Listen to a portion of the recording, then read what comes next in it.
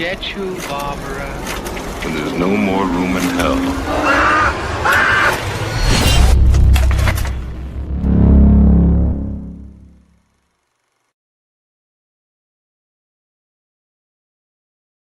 What's going on, everybody? Happy Sunday night to you all. Ladies and gents, boys and girls, children of all ages. Hope you're doing well out there. Hope everything's coming in okay. How's everybody doing? Am I doing okay? Am I doing okay? Another long week. Another week ahead. Nice weekend. But yeah. Thought I'd come on here and we can have a little chat, little ask me anything, whatever you guys want to talk about, whatever you guys want to discuss. Throw it in the chat. I got a couple of topics here we can cover tonight. There's some recent rumors that I've been seeing pop up here lately on the future of the Monroeville Mall from some people close to the situation, although nothing's been confirmed yet or anything like that. So we'll see. It's just rumors at this point, but you know we'll see. So we'll talk about that, and got a nice stack of stuff here to go through with you guys as well. Some recent pickups, some recent gifts from a couple of very badass, good friends. So go through some of that, show you guys what I got, and we'll go from there. Like I said, whatever you guys want to talk about, whatever you guys want to chat about, we can go for a couple hours, 3 hours. You know how it usually goes on here. So we kind of get rolling, and shit just kind of keeps going as we roll on. But yeah, been a kind of a laid back weekend. Didn't do too much. I mean, not much going on here. I mean, it's just been kind of, a little chaotic. Got the I don't know, what have I been doing? I've been trying to rearrange my room a little bit. Maneuver some of my posters around, try to make a little more room because I got some more shit on the way. Not just the stuff I got recently, but made a few other purchases as well over the past week on eBay. Some pretty cool stuff. Sorry, Matt. I sniped Matt. Didn't even know it. But hopefully that stuff will be in by next week and I can show that off. But yeah, just that's kind of what I've been doing. Just trying to clean up and organize some shit and make some room, get some shit out of the way. So that's kind of what I've been doing. And I figured out so I've been having issues. And if you guys have ever tried to hang posters, like framed posters on your ceiling, it's kind of tough because they will fall. Over time, it's just like, it's just not going to work. I did discover this awesome double-sided, it's not tape, but it's like, I don't know what the fuck you call it. I guess you could call it double-sided tape. But anyway, go all the way around your frame with that shit, put it up on the wall, and I've had no issues yet. So there's a tip for anybody out there that's looking to hang posters on here. I'm at that point now where I'm completely out of room, and the only room I got is literally on my ceiling, which luckily this room up here is kind of it's got two slanted ceilings, so it kind of works that way. So yeah, just been kind of rearranging that and doing some of that shit. So, but yeah. Had a good time on last weekend's show. Good time. I mean, I guess as good of a time as you can have talking about, the passing of Ozzy and Hulk, and that was a really fun. I mean, it was we went over 4 hours. I knew we would do that because I know. And talking to John about the Unearthing the Undead, which came to an end last week, and him finally finding the answers of was Richard France in Night of the Living Dead. And he fucking found him, and I went back and watched the movie, watched those dailies on the Criterion Blu-ray/4K, and yeah, I'll be damned, there he is, and it was pretty incredible. And talking to John has kind of got me back into like research mode. Like I'm in total research mode now, where I just want to go. Like I'm thinking I'm gonna try to make another trip to the archive. Probably in October, right around the Living Dead weekend time in October. That would be the plan, and just kind of spending a lot of time in there, going through a lot of the latent image stuff. I want to look at a lot of the unmade stuff that George never did. Not necessarily the screenplays, but more so like, correspondence letters between, George and the producers and the studios and just different shit like that. I don't know. It's piqued my interest again, just talking to John. It's like, I want to dig in like that and kind of piece together, connect some of the dots that are still unconnected, I guess. So yeah, it was a really fun stream. It was also awesome having Ed on there, who was like, Ed's a super Ozzy fan, super Sabbath fan. So I thought it was perfect to have him on there, and we got to talk a little wrestling, which I know a lot of you guys don't give a shit about wrestling, but it's a big passion for all three of us. So I was like, hey, we'll get on here and talk some wrestling, talk about Hulk and his contributions to the business and just pop culture in general. Really fun stream. I really enjoyed that. Like I said, another 4 hour stream. I ended up just not even going to work the next day. I was like, dude, I'm up late, and my daughter was sick, so I was just like, it's just not gonna happen. Um, but yeah, I hope you guys enjoyed that as well. Go ahead and check the chat here, see what we got in here tonight already. Early on, we got Night 90, Robert Harbits. What's going on, brother? Hello, Mike and all. Good to see you, my man. Speaking of the man himself, the man I sniped. What was it, yesterday, day before? I don't know. I apologize. I owe you one. I'll find something to pay you back. But and especially after the package you sent, that we'll look at here in just a little bit. But what's up, brother? Good to see you. Everybody go check out his channel, Drone of the Dead. He's got some really cool shit. Some of the stuff he sent with me is like some of the promotional stuff he's been working on for the channel, and I hope he sticks with it, and I hope he continues building onto it because I think it's a great idea, and his stuff looks great, sounds great. Like some of this location stuff, especially like some of the shots that he got in Fort Myers, for a lot of the Day of the Dead locations, it's stuff that I don't think anybody else has ever gotten in terms of location angles and like trying to match the shots from the films and stuff. It's really great, really beautiful stuff to look at. I think that's the thing about it too, is the way he, the whole idea of using the drone to kind of get a lot of the stuff is that it looks beautiful. It's beautiful to watch. So yeah, definitely check it out at Drone of the Dead. My man there, Matt Landrum. What's going on, man? Yeah, had to pull out the Dax rigs tonight. I've been listening to a lot of Dax here lately. A lot of Dead Boy and the Elephant Men, and I fell down a rabbit hole on YouTube looking at listening to a lot of the rare like B-side stuff that never really got released, like some live performances. There's a studio performance of, I don't know how many of you guys are fans of Dax Riggs, Acid Bath, Dead Boy and the Elephant Man. There's a studio version of Say Goodnight to the World that they play. I don't even remember what it was, but I listened to it last night and I was like, man, this is a badass version of this. But it was like recorded live in a studio, and yeah, I thought about using that instead, but I was like, I'll use some of the newer stuff. The lyrics kind of fit the mood, I think. But yeah, love Dax, and I know you do too. You got a dog named Dax. So, Jeff, what's going on, brother? Down is up. Hey, Michael Robert and all my fellow zombies. What's up, Zombie Jeff? And Jeff, man, you were throwing in some bids the other night on that Dead Pit live auction, and you actually picked up a really badass Suspiria poster from Garrett at Born to Be Rad that I was really jealous. Like when he pulled that sucker out, like I was really close to being like, yeah, I'll put in a bid on this because I love Suspiria. I mean, you guys know I'm a huge Dario fan, a huge Suspiria fan. Love, love, love. And that poster is fucking gorgeous. So congratulations to you on that one, man. That was pretty awesome. Did you win anything else? I can't remember. Did you, I think there was also the Burning. There was something for the Burning, I think, that you bid on. I don't remember if you bought that or not. It was it went for quite a bit of money, actually, and I'm thinking about it. I can't remember who ended up with it. But it was like one of those like promotional, what are they called? like a promo kit, you know what I mean? They had some really cool stuff on there. Look, unfortunately I'm broke. Like I said, I just bought some shit on eBay this week, so I'm like, yeah, I'm kind of tapped out for this weekend, so I kind of laid low. But that was a lot of fun. That was a really fun stream. I did an auction stream like a couple of years ago, like right when I first started. And there was like 10 people in here, and I was just selling shit just to get rid of it. And people were getting bargains on some of this stuff. I know John Scolari, who was big in the Night of Living Dead community, ended up with like just a stack of Blu-rays and all kinds of shit that I had just because I was like, hey, we'll start the bidding at $5. Who wants this stack of Blu-rays? And he was just like, I'll take it, you know.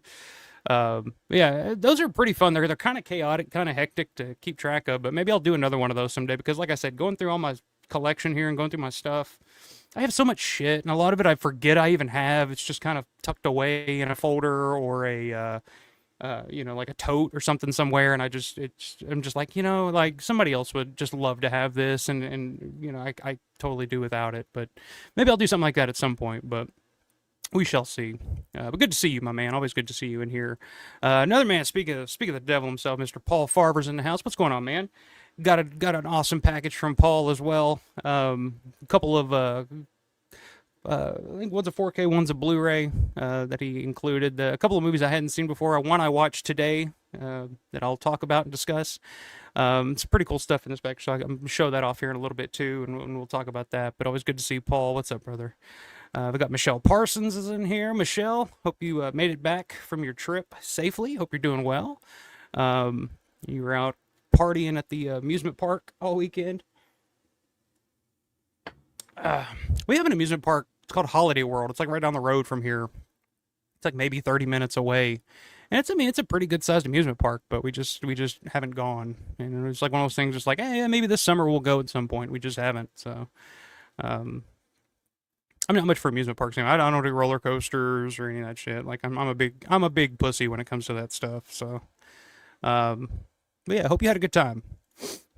PMC's Midnight Movies. What's going on, brother? It says, recently found out that George got a posthumous Hollywood star. Did he know he was getting one before he passed? And if so, what did he think of that honor? I don't know, actually. I don't remember if anybody in the chat knows more about that. I know he has the Hollywood star on the Walk of Fame. And I've seen pictures. I think Nicotero was there, Savini, of course, Suze. There's quite a few people there. This is a little bit while back. Yeah, I don't remember. I don't remember if this was anything that he was aware of. I can't remember. Actually, I kind of feel like it was. Yeah, I don't remember. Anybody in the chat wants to help me out on that? When did that star on the Walk of Fame happen? When did he get that? I don't recall off the top of my head. That's a good question. That's the one I'd love to visit. I mean, if there's any reason for me to go out to the West Coast, LA, which I've never been. I've been to California once when I was like a toddler. I don't remember any of it. There's like a picture of me out in the ocean, which I'm like, my parents like, dude, I'm like 3 here. Like, why am I floating around in this ocean? What is going on here? Which I'm terrified of the ocean now too. So maybe that has something to do with that. I don't know. But yeah. Michelle says, hi, Jeff. I'm not working this weekend, so that's a minor miracle. Hope you're well, too. Yeah, this is like the one weekend you actually have off, so I'm glad you actually got to get out and enjoy it. Matt says, it's all good. I got something similar on the way, along with a few other cool things. Hey, I can't wait to see it. I know you said you got something for There's Always Vanilla that I'm looking forward to seeing what you got there. And I noticed the same guy on eBay that sold... the thing, I won't spoil it because I'm going to break it out on here possibly next weekend or whenever, but the same guy that was selling that also sold a Don press kit prior to that for like really fucking cheap. And I'm like, fuck, how did I miss that? Unless you bought that one too, unless you got that one, which, you know, I'm jealous. Maybe I might trade you. I don't have one of those and I would love to have one of those actually. William, what's going on, brother? Fellow Evansvillian, William Cobb says, no new guests posted for the October weekend anywhere. I haven't heard anything about any more guests. I know they've announced a bunch of return guests. I know that they've already announced Jim Crut. I would guess probably some other Dawn related guests that they didn't have in June, which would include, there is a name that I have heard in talking to Larry that Larry is really adamant on trying to get. I'm not going to spoil anything, but it's a name that everybody would love to meet. He's a guy that doesn't do a whole lot of these, and he's done some in the past, a long time ago, but he hasn't done any recently. And so that there's a possibility you may have that one, but I would suspect a lot more like Dawn guests to be announced that, you know, haven't been there previously or, you know, recently. And as for Return of the Living Dead, I don't know if they're just doing strictly just Return of the Living Dead, the first one, because it is the anniversary, or if they're gonna go and try to grab some people from part 2, which a lot of the people in part 1 are in part 2. But, you know, get some people from part 2, part 3. I think, you know, Necropolis and Rave to the Grave. I don't think anybody is really going out of their way to meet any of those people. But you know, I mean, I could say there's part 3 definitely has its fans, so I wouldn't be against them reaching out to, you know, Melinda Clark or somebody like that, bringing them in. I think that would be a big draw. I think if you're a fan of zombie films, I think she's kind of a, you know, the zombie babe, if you want to call them that. But yeah, I would suspect some more, especially once we get closer to the event. I would suspect a lot more, but yeah, no, I haven't heard anything on my end. Speaking of the man himself, Mr. John Vula, what's going on, brother? Again, I was just talking about how much I appreciated your appearance on last week and finding out more about all these people and how much I appreciate what you do and how it's kind of inspired me. I want to go, I'm in research mode again. I'm trying to dig in to find more about this stuff, and I want to go back to the archive in October, hopefully. So, which you need to do, man. I think you haven't even been to the archive, have you? Or have you been once? I don't remember, but I know you've seen some stuff from the archive, but I don't know if you've actually been in there. That would be, you could spend an entire day in there and not even blink.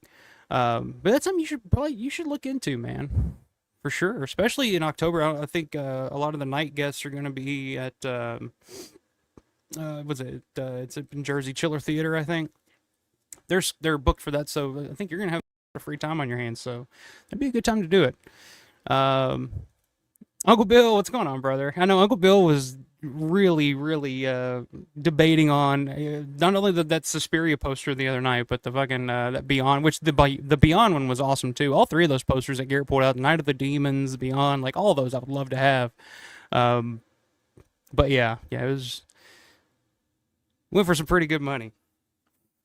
And yes, congrats, Jeff. Congrats. Yeah, there you go. William said, taking the family to Holiday World on Wednesday. There you go. It's a good time, too, because it's actually kind of cooled down here a little bit. It's been like 95 to 100 degrees up in this bitch for the past month or so. And last night, yesterday, it got down like in the, the 80s, low 80s. And last night it was in the 70s. And I was just sitting outside, and it just felt like fall. And I was just like, oh, Halloween's right around the corner, baby, So I was already in Halloween mode just because it dropped down into the 70s and it wasn't hotter than hell.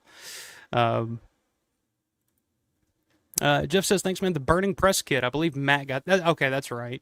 I got the Beyond Special Edition. The Suspiria posters is incredible. Anything Argento. Yeah, me too, man.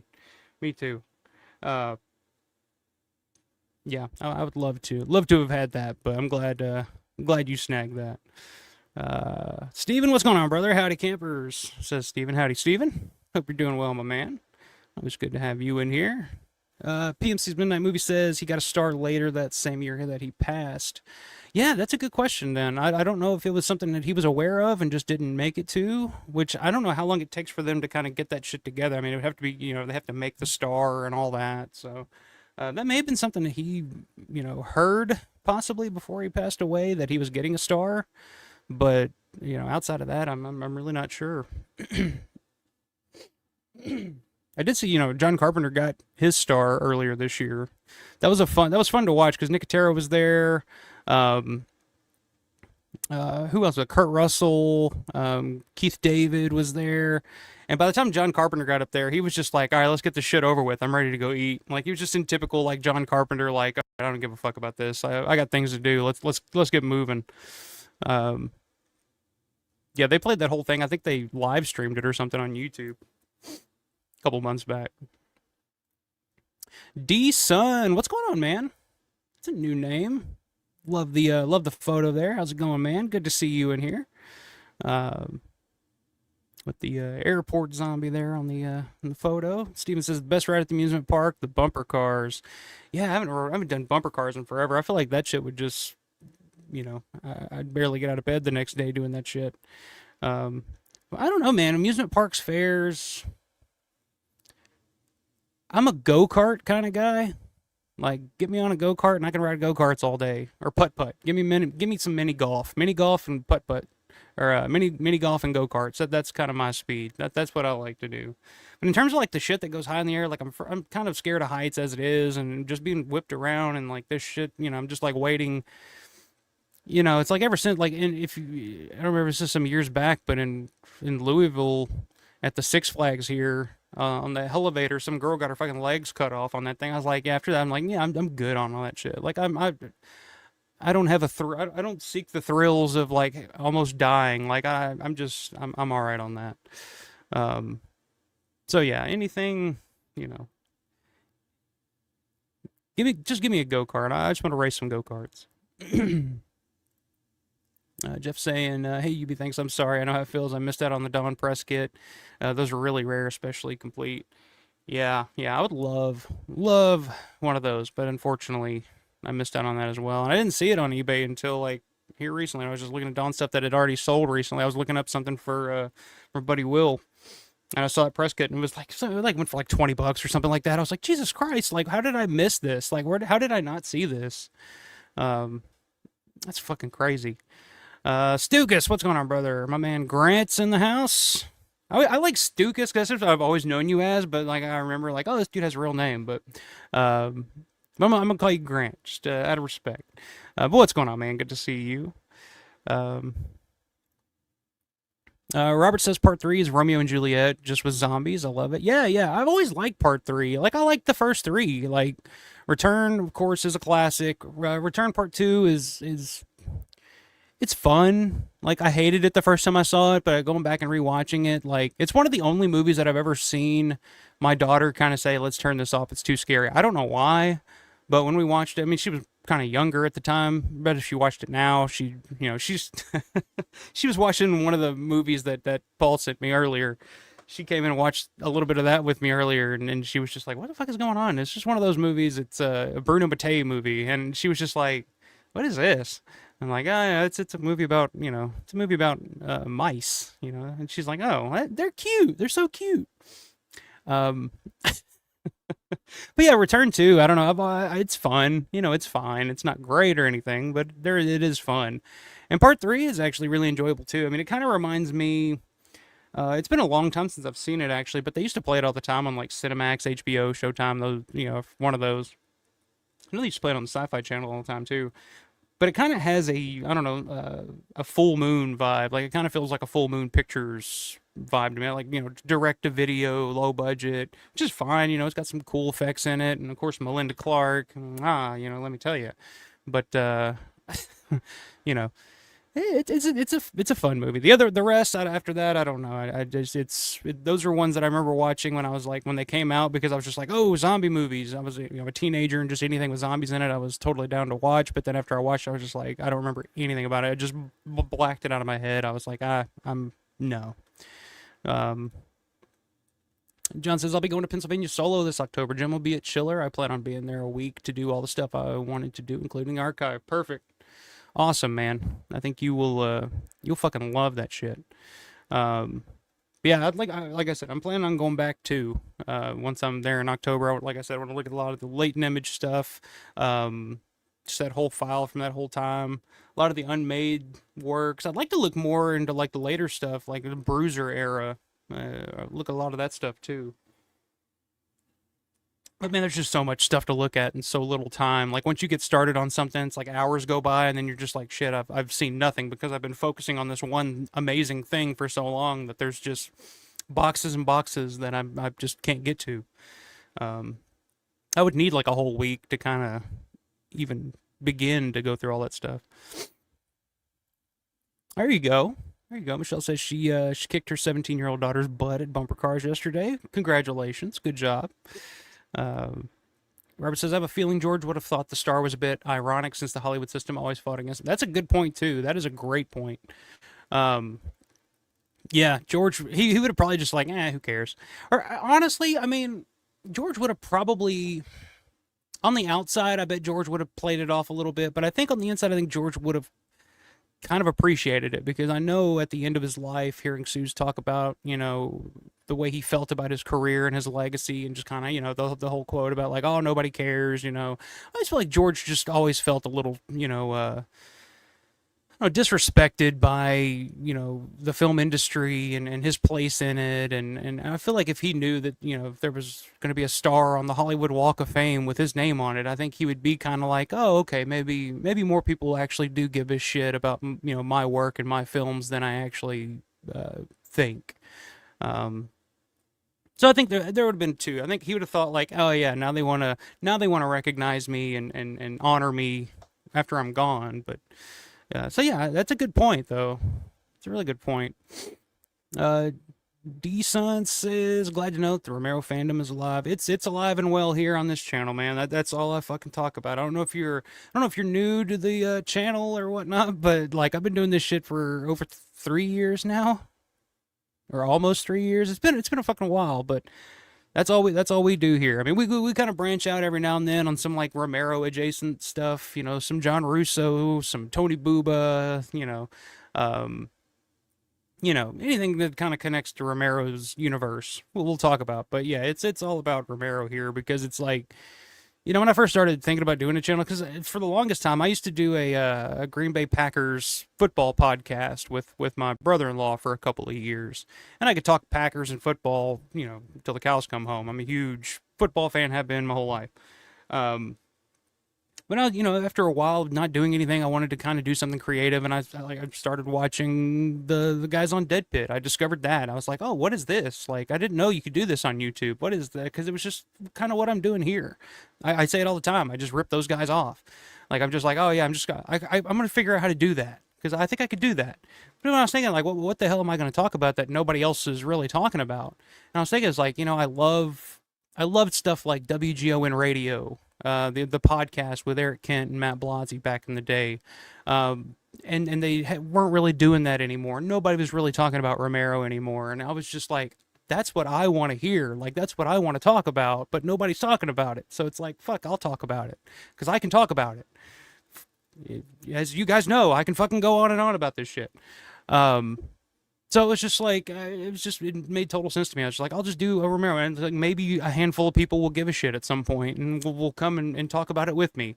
And then all of a sudden, it's like all these people are coming out of the woodwork and they're just like, oh, I love Romero. It's like, where I didn't know anybody was just talking about Romero all the time. I'm like, yeah, that's kind of what I do. But yeah, there's just a origin story for this channel if you're new to the party, man. But yeah, that's what we do here. We talk Romero 24/7, 365. Because I'm just insane that way, I guess. I don't know. Robert says, Mike, you don't like amusement parks, but we will see each other in the amusement park. Yeah. I'm just a few years away from that fucking amusement park, man. I can feel it already. Just driving today. I just drove to the gas station today. And just driving places around here, I feel like fucking Lincoln Mizell in the amusement park. People are just swerving into my lane, like dodging cars and people opening doors. I'm dodging. It's just like, Jesus Christ, like, it's just one thing after another. And I feel, I notice that more and more the older I get. So I'm starting to get there with you, man. I'm buying my tickets as we speak. D-Sun says, I also noticed you have the portable TV from the movie. Where'd you find it? There you go. Yeah. I actually found that on eBay. Buddy, Brett, 1911 Guitar Dude, emailed me one morning while I was at work. And he said, dude, I found one. I'd been looking for one for years. I'd been close to buying one for 2 or 3 times at this point. And they'd always fallen through, whether the guy just disappeared and wouldn't sell it to me, or they took it down, or something happened and I never got a hold of one. And then Brett one day messaged me and was like, dude, I think I found one. And I'll be sure as shit, there it fucking was. So all thanks to Brett, 1911 Guitar Dude, Brett Aitken. Coolest dude in the fucking world. And ended up getting to finally meet him and his family at Living Dead Weekend back in June too. That was really cool. So yeah, it's all to him. I just found one on eBay, and then it's funny enough. It's like after I found one, it's like everybody else started finding them all over the place, and I was just like, "Well, damn, where were all these when I was fucking looking?" But hey, it's fucking awesome. It actually works. I've actually plugged in a VCR and played Dawn of the Dead on it. My daughter loves turning it on and turning on Dawn of the Dead and watching it. She's just like, what a weird TV. Because I mean, you got to think my daughter's 4, going on 5 now, and she's never seen a TV like this in her life. A big box, not even a big, but just a box TV. They're all flat screen, So to her, like, that's magical. She's just like, what is this TV? There's no color. It's black and white. Like, yeah, I don't know. I fucking love it though. But yeah, you find some cool shit on eBay. Erie, what's going on, brother? Collins in the house says, hey, Alpha, hope all is well, man. Hope all is well with you, man. Hope you're doing well. Check out, I don't know if you have a website or like an Instagram, or let me, I bet I could I think I have you on Instagram, but Erie Guts is a fantastic artist. If you guys have never checked out Collins' art, man, I need to put a link to that somewhere because he's insanely good. But yeah, good to see you, man. Hope you're doing well. Met him back at Living Dead Weekend back in June as well. That was pretty awesome. Sounded like something fell, but I think that was downstairs. I'm nervous because putting framed posters on the ceiling, like you're always just waiting for the fucking things to fall down. So,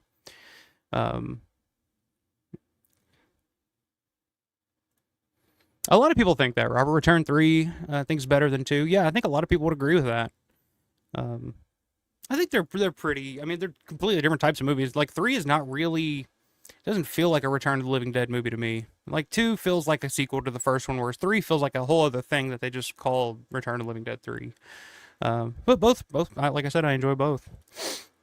Uncle Bill, it's the ultimate apocalyptic dystopian future mice film, sweetie. That's exactly what I told her. That's exactly what I told her. She didn't quite get it. Like, she was just like, I don't understand. Why are they afraid of these mice? It's rats, by the way, if anybody wants to know. I got the Severin 4K of Rats from Paul, which I'll show here in just a second. We'll take a look at it. I don't know if you guys have seen that, but yeah, I'm watching that earlier. And she comes up and she just sits down. She's just watching it, and I'm just like, "Oh, look, there's the rats." And she just sees them. She's like, "Oh, they're mouses."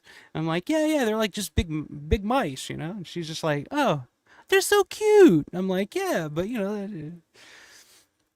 never thought I would watch Bruno Mattei film with my daughter this early, but she didn't seem to mind."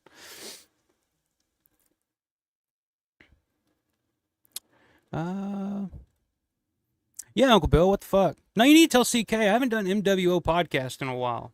I want to do MWO CK sometime soon. Bastard had me on once a couple of years ago and never invites my ass back. I must have pissed in his Cheerios or something. I don't know what I did, but uh, Uncle Bill's saying he's welcome to come on anytime he wants, Rob. It's more of an open invitation thing. Yeah, same for Uncle Bill. I mean, UB knows he's always welcome on here. And honestly, I know that UB, I know you and CK are both planning on being at Living Dead Weekend this year. I'd love to get you guys on, both of you guys on, before the event sometime. In the build up to the event. I'd love to get you both on for something like that beforehand. So float that out to him, Michelle says I went through a lot of the Bruiser boxes at the archive in 2023, and it was amazing. Every time I've been to the archive, I'm just in heaven. Yeah, like I said, I've only been once. I was there for 4 hours, and I got to read the original Dawn treatment. I got to flip through. Like if I had the time, like I'd read that original Martin script because that fucker's thick. Like it's like 200 pages long or something crazy. But yeah, just kind of flipped through that. Kind of got an idea of like what was so different about it. And I mean, it's very fucking different. Yeah, there's just so much to look at if you're a huge nerd like we are. D Sun says I've been subscribed for a while, but I didn't really muster up the courage to get involved until now. Well, hell yeah, man. Yeah, what courage? What courage, man? Just we're all nerding out here. We come here once a week to just nerd the fuck out for a couple hours, and that's what we do. But glad you finally got that courage, man, and said hello. Glad to have you in here. Michelle says 2024 was the Bruiser land boxes, actually. Getting my visits mixed up. Yeah, you a couple of times, Michelle. You jealous bitch. I'm the jealous bitch, actually.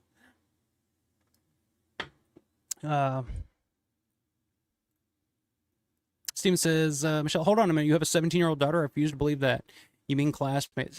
See, Steven's shooting his shots here. Shooting his shots. I see what's going on here. Robert says, I just recently... Oh, Steven, you were the one that was just like, she was Trish Stratus level Canadian or something like that. I see what you're doing, Pimp Daddy.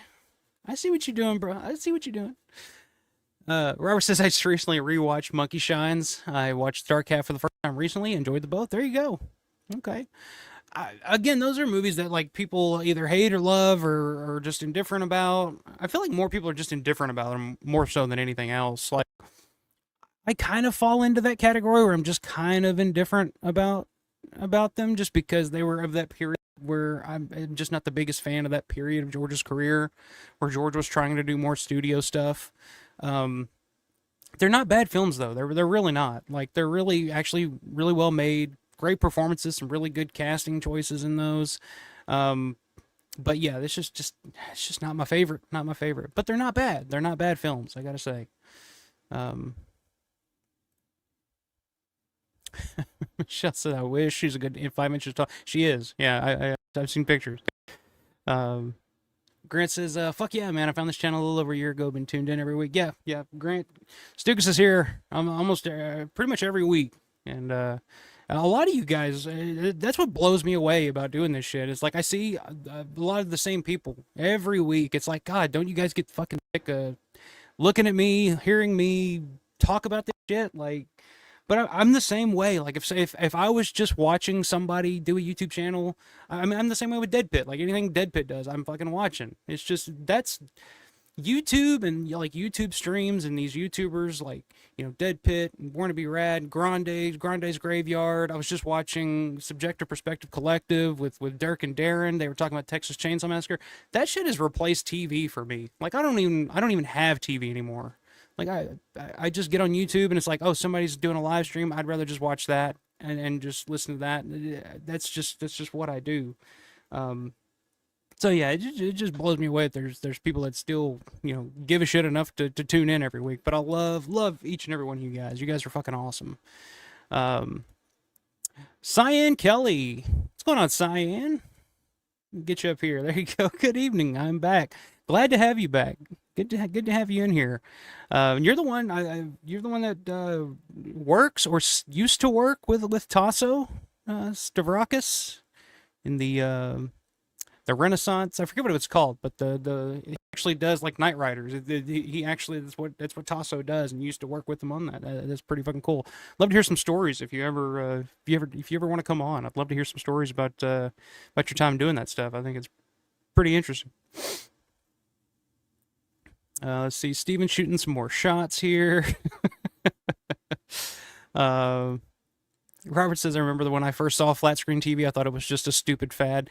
Yeah, I mean, I didn't think it was a fad because like everything gets, because I mean, you think about like when I was younger, like those big box TVs, you remember how heavy and just like cumbersome those fucking things were? Like if you had to move a TV from one spot to the other, like it would take a couple of people. Whereas now, like I have a 55-inch TV back here that I can just pick up and move like it's nothing.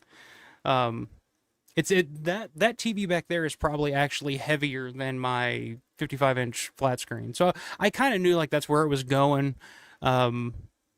because as anything, the more accessible and the lighter weight shit is, it's like phones. It's like phones just get smaller and smaller and smaller. Although some are just getting bigger now, which makes no sense to me. But Todd, what's going on, man? Todd Bone, is it Bon? I'm just gonna call you Todd. I hate getting people's names wrong. It drives me crazy. But I'm gonna go with Bon. Todd Bon. What's going on, Todd? Good to see you, my man. Love your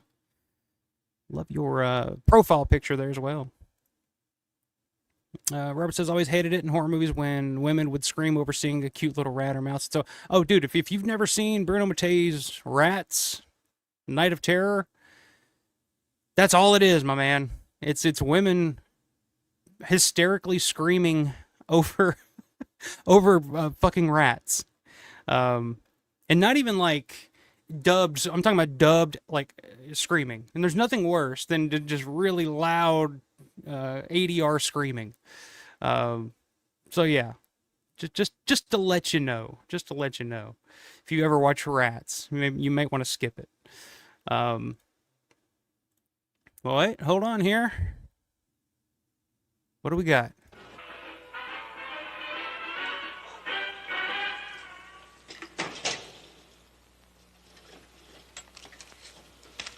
You never know. Money, money, money. Right.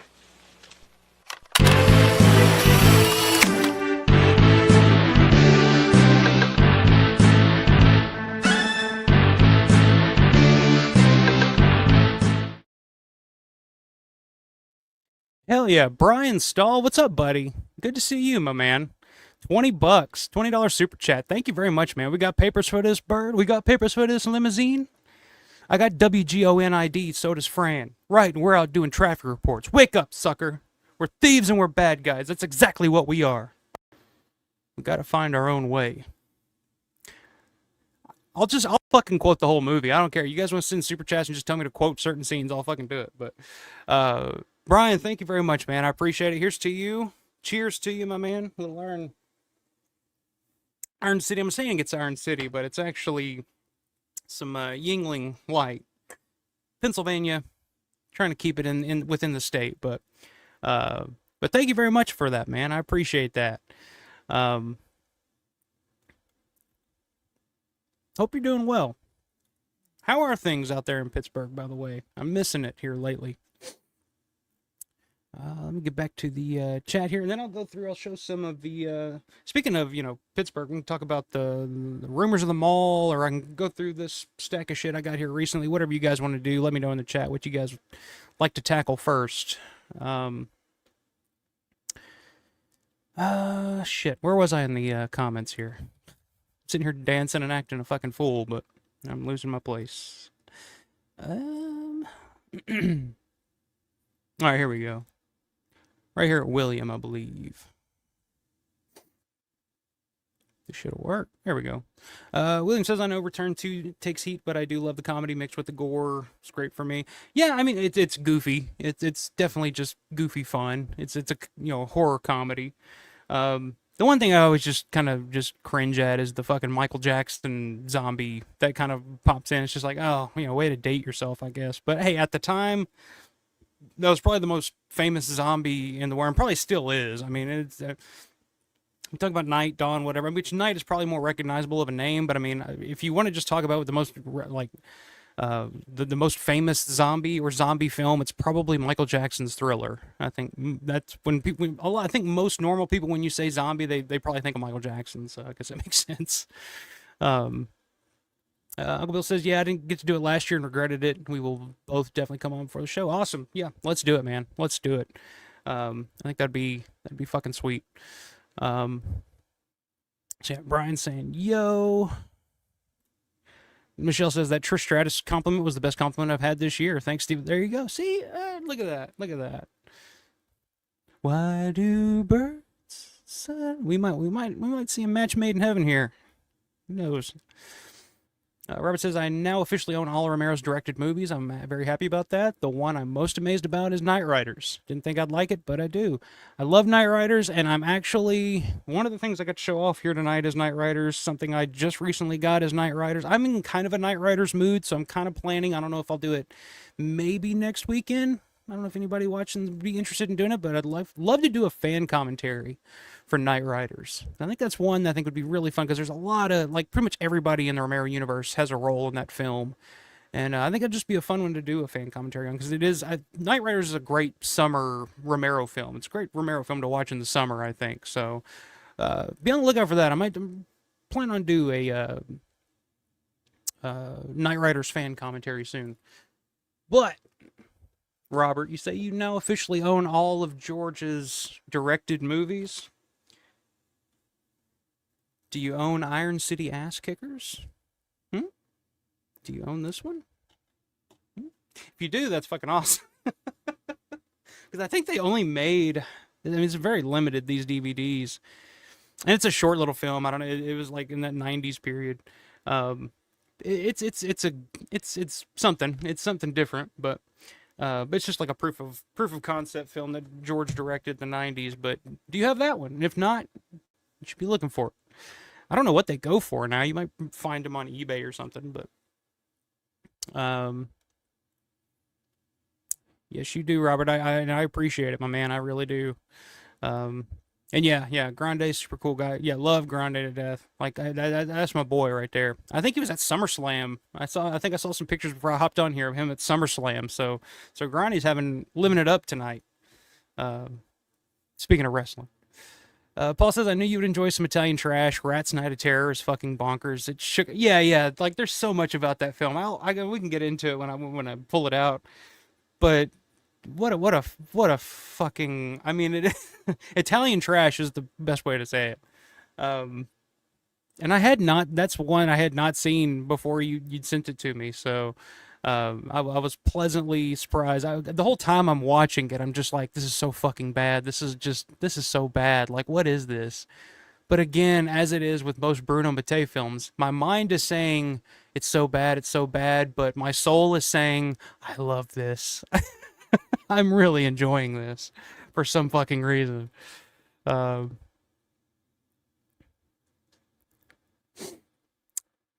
see. Jeff says, nope, love talking about all of this. I'm glad. I do too, man. I'm glad. I was just surprised that there's other people out there that do enjoy talking about this shit as much as I do. D-Sun says, I went to Monroeville about 3 years ago, but not during a Living Dead weekend. I heard about the buyout, so I'm wondering if there's enough time to make it to Living Dead weekend in the next few years. Well, I'll put a pin in the comments now. I guess we can go ahead. Let me see. There's still quite a few comments here, but yeah, I'll circle back around to that. I'm gonna go through these comments real quick and try to get us caught up, because if I don't, like, I try to go back to the comments after I get through fucking blabbering about whatever the hell I'm blabbering about, and then it's like it's from like 30 minutes ago, and I don't remember what the hell I was talking about. But yes, there is some recent rumors about the future of the mall and what people that are working at the mall or have been to the mall recently have heard. So. So yeah, we'll touch on that here in just a second. I'll let you know what I'm hearing through the grapevine. Cyan says, yes, I used to work with Tasso. He works for HLAT, and one of the Renaissance fairs I worked at. I have a picture of him and me that actually ended up being my author picture for one of my books. That's awesome. Give your book a plug. Plug it in the chat. I'd love to know what book you wrote, what that's all about. Pretty cool. Robert says, I know I've said it before many times, but I'm still amazed that you got my last name right the first time. Yeah, totally, just saying it as it was spelled, man. Just sounding it out like they taught me in first grade. Todd says, don't worry about it. I get it all the time. It's pronounced Bond. There you go. See, I got it. See, I just second guessed myself. That's all. I gotta quit doing that. Science says, I've got a few stories about him, and my dad served with Tom Savini in Vietnam. I would love to hear about that too. That's pretty cool. You got a lot of are you from Pittsburgh? Are you from the Pittsburgh area? Because I know it's a lot of ties to those guys. I would expect you were in the Pittsburgh area. Robert says, this is the best super chat video I've ever seen for anyone on YouTube. I'm trying to think of some other ones. I got some ideas, but I just got to get off my lazy ass and do them. But yeah, I enjoy the $1 Million Man. Money, money, money, money. Little wrestling throwback to the wrestling fans. But Steven says, my first TV was a black and white hand-me-down set. I was very young then. It was so heavy you could kill someone if you actually lift it over your head. I know you see that in movies, like in Scream, when they kill Stu at the party. They drop the TV on his head, and that's supposed to kill him. I feel like if you dropped one of these new flat screen, LED TVs or whatever, if you dropped one of those on somebody's head, they would just kind of move it out of the way and get up and keep coming. Yeah, old TVs were fucking weapons back in the day. Todd says, do they even make Iron City anymore? Yeah, dude, Iron City was bought by Cliff Forrest, who was George's brother-in-law.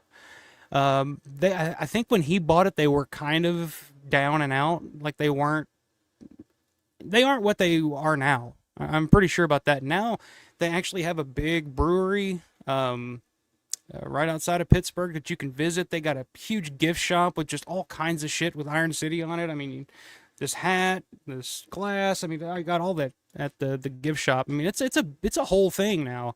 They Icy Light, and they're all over Pittsburgh. I'd love for them to expand, but I kind of get it. It's kind of a local thing, and that's kind of what gives it its charm. But I heard, Aaron Rodgers, who's the new Steelers quarterback, gave a shout out on the Pat McAfee show the other day and called Icy Light the nectar of the gods. And then immediately after that, I saw on the Iron City Facebook page, they had a new T-shirt out with Icy Light on it, nectar of the gods. So yeah, I mean, it's more of a local Pittsburgh thing. Like, it doesn't travel too far outside of there, but oh yeah. Brian says, all good, was just out in Johnstown. The rednecks are still enjoying the whole thing. Well, that's good to hear. Let's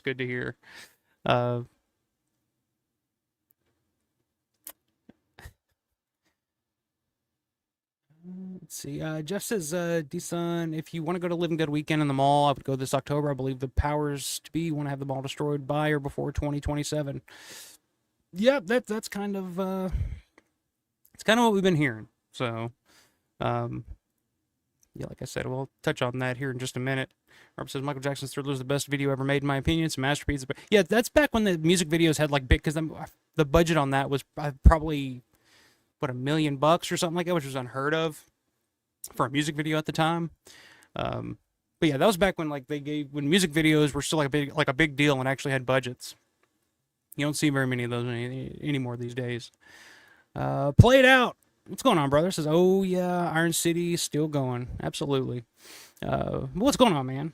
Play It Out.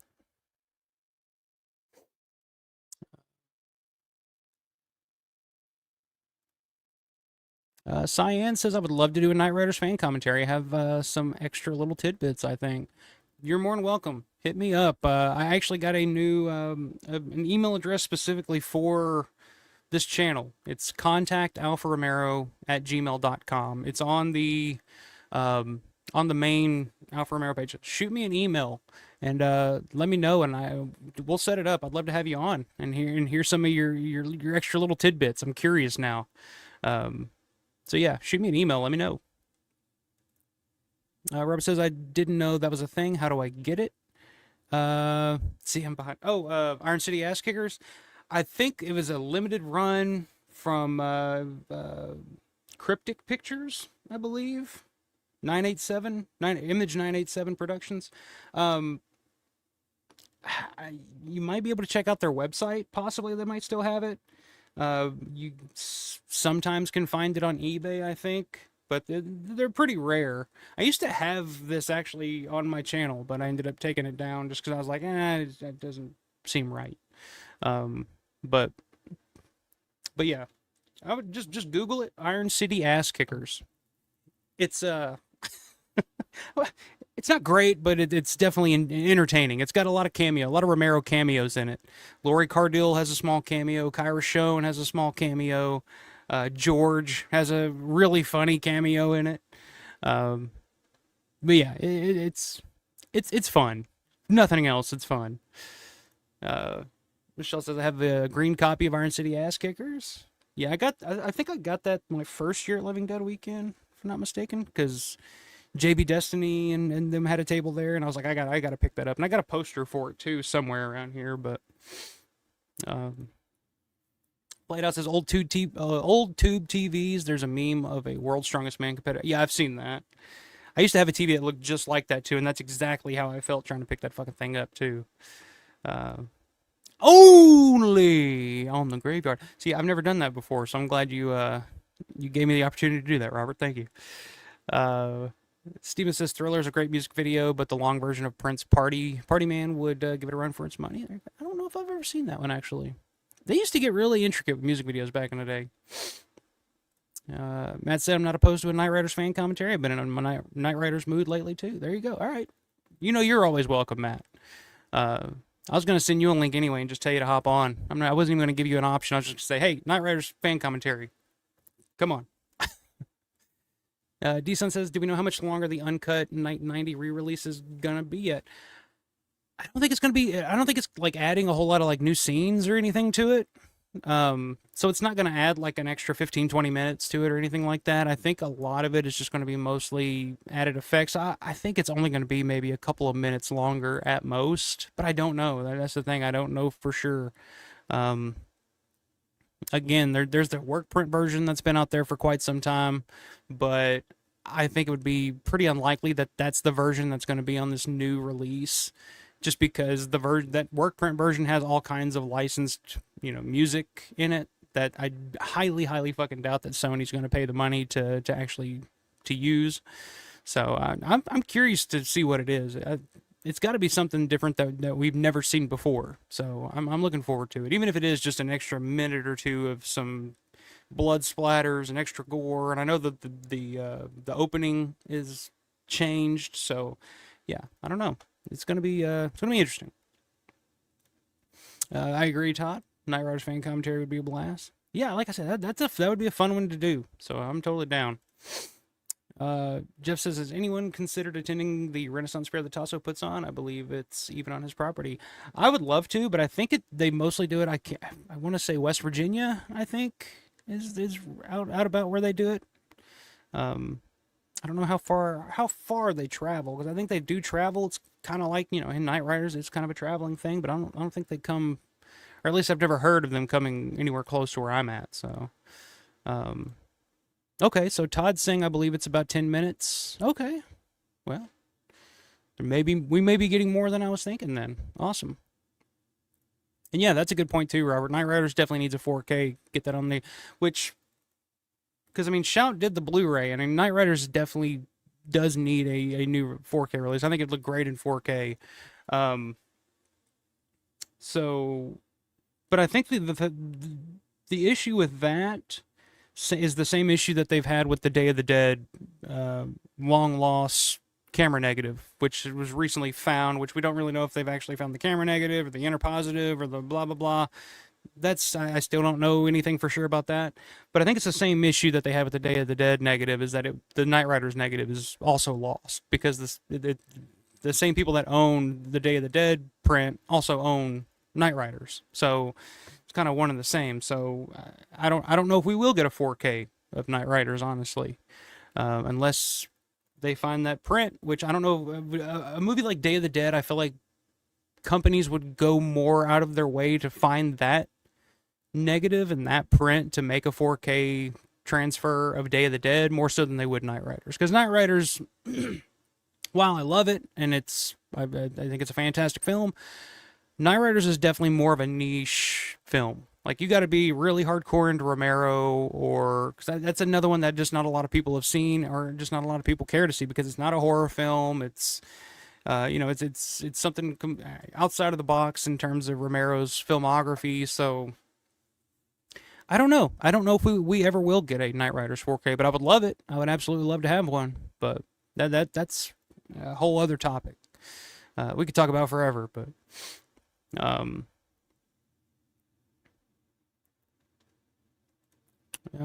Brian says, off topic, Pittsburgh just released its first lot of Walk of Fame inductees. Big L not to have George there. Oh, who? I mean, trying to think. Pittsburgh Walk of Fame inductees. Obviously, Fred Rogers, if I'm guessing. I haven't seen who they announced, but I would guess Fred Rogers, probably. Franco Harris, Terry Bradshaw. It's got to be just a bunch of fucking Steelers or Pirates or something like that, I think. But, yeah, a lot of people come from Kurt Angle. I mean, Olympic gold medal, one of the greatest pro wrestlers of all time. I think. Pittsburgh is the home of a lot of big names. So, but yeah, George definitely should have been first ballot, I guess is what you would call it. Cyan says, no, actually I'm from Wisconsin. Okay, the only reason I got the connection was through my dad, because he introduced me Knight Riders. Okay, to Knight Riders, because he served with Savini, and he would always poke fun about it. Okay, that's very cool. Very cool. And Cyan says, and my books are not worth reading. I'm working on a new one. Okay, that's not true. Don't ever think that. Don't ever think like, oh, my shit's not worth reading, or not, Don't ever discount. I mean, nobody's going to be harder on their work than the artist. George was always, like, George never understood why people still gave a shit about Night of the Living Dead years after the fact. And I don't think he still even understood why people gave a shit about Dawn years after the fact. Just because, when you create something, when you're the creator of a piece of art, all you see is the flaws and all the shit you didn't get to do, and all the shit you didn't get to finish. So, but yeah, don't put your shit down like that. Don't do it. Yeah, Knight Riders. I use speech to text. That's what I figured. That's I live in Tucson, Arizona. We really don't get a lot of regional beers. I've never been out there, Arizona. I don't know what kind of beers you guys get out there. Yeah, a lot of microbreweries have popped up everywhere. Yeah, that's kind of a big thing. It's a little microbrewery, IPAs are popular now, which I never understood. I've never been a big IPA guy. It always just kind of tasted like dishwater to me, like soapy dishwater. I've never drank dishwater, I guess, but that's just kind of what I've always assumed that it kind of tastes like, but that's just me. D-Sun says, damn, I would go this October, but I'm starting college in a couple of weeks. Hey, congratulations, man. What are you going to college for? What are you majoring in? But yeah, there's one in October coming up. and I think there's a pretty good chance. There's nothing confirmed yet or for sure, but there is a good chance there will be at least one more after October at the mall. So just keep an eye and an ear out for that. Um, yeah, there you go. There you go. Robert says not a lot of people talk about it, but I think George was really funny. Yeah, he really was. George had a great sense of humor, and George always like that. That was kind of the magnetic aspect of his personality, was his sense of humor and all that. Even in interviews and stuff, like there've been plenty of laugh out loud moments from George. And it's like stuff that's like he's not even trying to be funny. He's not like trying to tell you a joke or anything. It's just the way he puts something or the way that he reacts to something. It's hilarious. So yeah, I fully agree with you. Robert says, believe it or not, I would love to see the longer black and white Martin movie. Rubenstein is a scoundrel, in my opinion. Yeah, like I said, that's a whole other can of worms I could talk about for fucking ever, because yeah, that's on my bucket list. Like, before I die, I just want to see that just once. I just want to see it. Just to see what it was. Because George loved that version. And Gornick loves that version. Gornick's not even a fan of Martin, so Gornick's on your side. Gornick was not a fan of the final product. The final version of Martin. But he does say, like, oh, but that original black and white longer version, like, that was perfect. And so, like, I just want to see it, but I don't know if we ever will, unfortunately. Okay, awesome, Cyan. Awesome. I will get back to you for sure. Love to have you on. HLAT do travel. I know they still do California. They used to do Wisconsin. Okay. Do they do Indiana or Kentucky? Or Illinois, like Southern Illinois, I can kind of dig with, but Todd says, that's what I've heard. At any rate, take it with a grain of salt. I guess about the mall. Science says, actually, I'm wrong. They lost California a while back. Well, I think California's lost a lot over the past few years, unfortunately, but Justin, what's up, my man? Justin Moreno is in the house. Here's one for you. I'm almost one down, so hold on. I told you I'd have one for you earlier in Dirk and Darren's stream, so I'm gonna crack another one open for you just because you hopped in here. But what's up, my man? Good to see you. Like I said, I don't have any Iron City, but I am sticking with Yingling, so I'm keeping it in Pennsylvania. And as usual, I'm spilling shit everywhere. I just need to keep a towel or something handy. I have nothing, but oh well. But what's up, my man? Here's to you. John says, did you take that phrase about artists being hard on their work from me? I feel like I just said it. You did. We talked about that last week. But even just from my point of view, like, just from my experiences in creating anything, like, because I used to do little movies, or I used to do music, I used to be in a band, I produced albums, like, I produced songs, like, yeah, like, if I could, like, I remember, just a short little anecdote here, but just as an example, so when we my old band was doing an album, and I was kind of doing the mix and stuff afterwards, and kind of doing the production and the post production and the mastering and all that, and I would just go back to it and go back to it and go back to it, and it took, like, we recorded it, and then that shit didn't come out forever, because, like, I was just like, nah, it's still not perfect, it's not, that doesn't hit right, or, oh man, I need to re-record that, or I need to do this, I need to do that. And to the point where you just have to just let it go and just say, okay, I just got to stop, or I'm going to lose my fucking mind. So then every time I go back and hear any of that stuff, it's just like, oh, I wish I would have done this, or I wish I would have done that. And I can't enjoy it or listen to it with the same ears that, just a fan or just the consumer is listening to it. And that's just, I think that's just any artist anywhere. So, but yeah, we definitely talked about that last week, and it's definitely true. But yeah, George was just definitely like that with most of his films. Like, I think the only, like, Martin, I think he was pretty satisfied with, because he pretty much got everything he wanted to get in that. But yeah, if you listen to commentaries with George, most of the time he's always talking about, like, oh yeah, I wish we could have done this, or we didn't have the time, or we didn't have the money, but so that kind of impedes the artist from seeing how good a piece of work actually is. But yeah. I can identify with that. Justin said you need to try Texas beer. I've had plenty of Texas beers. Shinerbach. I used to drink that quite often. Um, what are some other Texas beers? I've had so many different beers. Like when I first started drinking in my early 20s, like that was kind of our thing.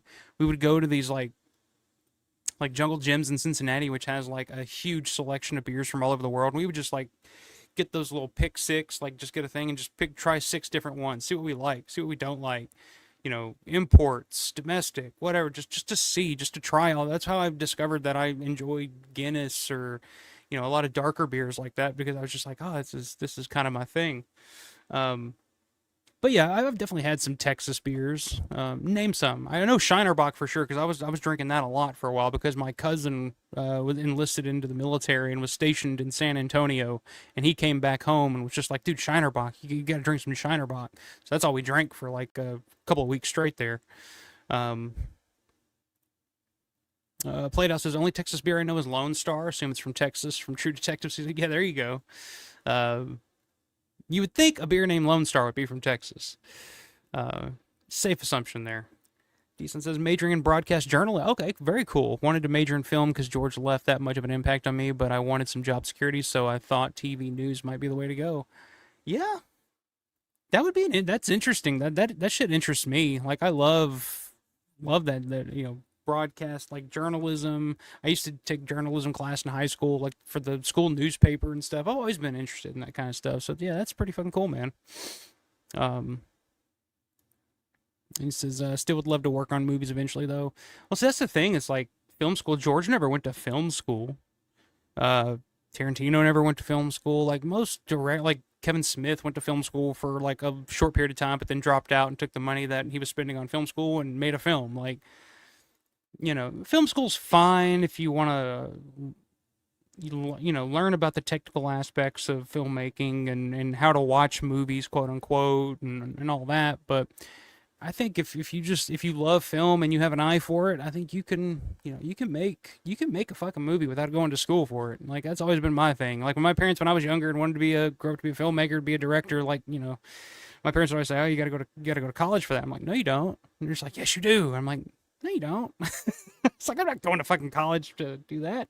I got a camera right here. I'll go make a movie right now. Lone Star is decent. Yeah. I've had like one, I think. I don't remember much about it. John says, also, do you have two, I don't know. Also, you have way too much Day of the Dead stuff in the back there. Well, this is just the Day of the Dead section of my room. See, I have a Dawn of the Dead section over here, which I also have a Dawn of the Dead section right here. But if you guys can see, I don't know, I'll go up. There's a Day of the Dead poster on the ceiling there. But yeah, all of this wall here is Dawn of the Dead. I got a Dawn of the Dead section over there. I got my Night of the Living Dead section over there in that corner. I got my Martin section right here. I have so much shit. It's all sectioned off by film. So just in case you guys want to know. And I've been thinking about doing this at some point, but doing like an actual tour of my collection and tour of my room. Just as a reason to just pull the shit out and just look at it, because like I said, I've been going through shit here, and I'm finding stuff I forgot I even fucking had. But yeah, this is just my Day of the Dead corner over here. It just happens to be behind me, and I don't know, a lot of it looks cool. So, what the hell? Justin says St. Arnold Brewery in Houston. Okay, I'll keep that in mind. I don't know if we get any of that. I've only been to Texas once, for Texas Frightmare Weekend back in 2008. But if there's any around here, St. Arnold, I'll remind that. Remind myself of that. Robert says, is there any news out there about a Diary of the Dead 4K? I would love that. I haven't heard anything. I know they just did the Steelbook Blu-ray, which was pretty much just a re-release of that original Blu-ray that they put out when the movie came out. But a 4K of Diary, I have heard nothing about. I would actually like a 4K of Survival, actually. I think Survival, with all of its flaws and everything, I mean, I think Survival actually looks really good. I think it's a really good looking film. And I think that a lot of those shots would, suit 4K perfectly. Yeah, Shinerbach. I've done Shinerbach. Carback. I don't know. You have to send me a list of all these names, man. We're friends on Facebook. Shoot me a list. I'm always down to try some new beers. I've tried so many, like, I've tried so many shit. Like, so many fucking beers in my day. So, um, Steven says, Johnny's got 3 Don posters and a T-shirt. He's fairly wealthy. Yeah, I got the old Don T-shirt back here, vintage T-shirt. I got the Don VHS poster. The CD back there that's actually framed. That's an actual zombie, um, Goblin CD that I just have framed and put up just to have it fucking put up. But yeah, all my Dawn stuff's over there. I got like a whole bunch of Dawn of the Dead shit and a whole bunch of Night of the Living Dead shit. It just happens to be behind me, so. Um, John's still saying too much day. Well, what can you do? What can you do? I'm actually looking at something else Day of the Dead to buy, so take that for what it's worth. Todd says the inaugural Hall of Fame inductees. Okay, George Benson, Nellie Bly. George Benson, I know. Nellie Bly, I have no idea who that is. Andrew Carnegie, is that Carnegie? I guess that makes sense. Rachel Carson, Roberto Clemente, of course. Michael Keaton, Fred Rogers, Jonas Salk, Andy Warhol, August Wilson. I haven't heard of a few of those fucking people, but yeah, I mean, like Andy Warhol, Fred Rogers, Michael Keaton, I guess. Like, I'm not the biggest Michael Keaton guy. Roberto Clemente, obviously. I'm surprised there's no Steelers on there, unless one of them's an old school Steeler that I don't fucking know. But surprised there's not a Franco Harris or Terry Bradshaw or one of those Steel Curtain guys on there. That's interesting. I didn't know that. You know Kurt Angle? What the fuck? He won a gold medal with a broken friggin' neck, for God's sake. Um. Justin says getting a job in film is harder. Film school is overrated. Yeah, I mean, that's film school. Like, I went to school for audio engineering in Nashville at SAE. It's just a 9-month course where you go and learn, audio, like studio work and live sound and shit like that. And I quickly realized that, yeah, you have all the tools at your disposal to learn this shit, but you got to kind of teach yourself. But really, going to school for something like that is really just a good way to network and kind of get in with certain people, and that's all it is. Like, going to school for something like that, it's not like, oh, I graduated, now I get to go work at fucking music studio, or I get to do live sound at the Bridgestone Arena or something like that. No, it doesn't work like that. It's just a good way for people to network and get in with certain types, and I'm just not one to just kiss ass and network. I'm not a networker. Like, people say all the time I should probably do more of that for this, but it's just like, no, I just want to talk to people I think are cool and have my friends on and just have fun. Like, I'm not trying to weasel my way in because, oh, so and so's got a bunch of subscribers, let me try to get on their channel and spread the word. It's like, I don't give a fuck. Like, I'm good. Like, I'm good with this. Like, I've never been good at just sucking ass to get to where I want to be or anything like that. That's just not my style. And that's probably why I would never be successful in a music industry or film industry or anything like that, because, George wasn't either, but at least George had somebody like fucking Richard Rubenstein to fucking have his back and kind of get shit done, so. D-Sun says, I took AV class in high school, so I have a couple of short films under my belt. I wrote a script that I intended to be a Dawn film that would have taken place in the 70s. I'd love to get that done. Dude, I've done a lot, especially in high school. Used to do a lot of short films and stuff with friends and family members and stuff. And some of them won awards, and I was like, they screened in actual theaters and Louisville film festivals and stuff like that. I was really, really into it for a long period of time. But yeah, like Dawn's screenplay, I for a while there, I was working on a Dawn of the Dead prequel, which would play as an episodic drama about the characters. And this was just for my nerdy bullshit, where I just was like, I just want to write this out what are the backstories of Roger and Fran and Peter and Steven, and how did they get to where they were by the time we met them, and who are these people? There's nothing horror about it, really. It was just more of about the characters and their lives and the story of, like, leading up to Dawn of the Dead. I was working on that for a while. Like, I was like, oh, this makes total sense, because you could see here, you can make a little callback from the movie, and I don't know. Maybe someday I'll fucking publish it or post it or do something with that. But Dawn fan film, yeah. Well, I've done all kinds of stuff for Dawn. Robert says, I watch movies to feel something I want nothing to do with looking at movies from a technical standpoint that will ruin my experience. And I think a lot of people, especially when it comes to like movie critics and stuff, a lot of the times they focus too much on that shit. They're too critical of like, it's like what John was saying about the way George watches Night. And he just drives him crazy when, the eyes aren't, the eye line isn't correct, or this or that, and it's just like, who gives a shit? Like, at the end of the day, none of that shit matters. It's about what the film makes you feel and what the film has to say. And you can train any monkey to learn how to properly block a scene or set up a camera and all that. But if you have nothing to say and no passion behind what you're doing, it's like, who gives a shit? Thank you, Justin. I appreciate it. Thank you. Take that, John. John says, so we have to be subjected to your Day of the Dead tyranny. Who's being subjected to what, Vulo? But hey, look, I got Dawn. Look, you can see some Dawn stuff over there. I got my Monroeville Mall ice skates in the bag down here from the Ice Palace. I mean, come on. Give me some credit here. Give me some credit. It's a nice little mix.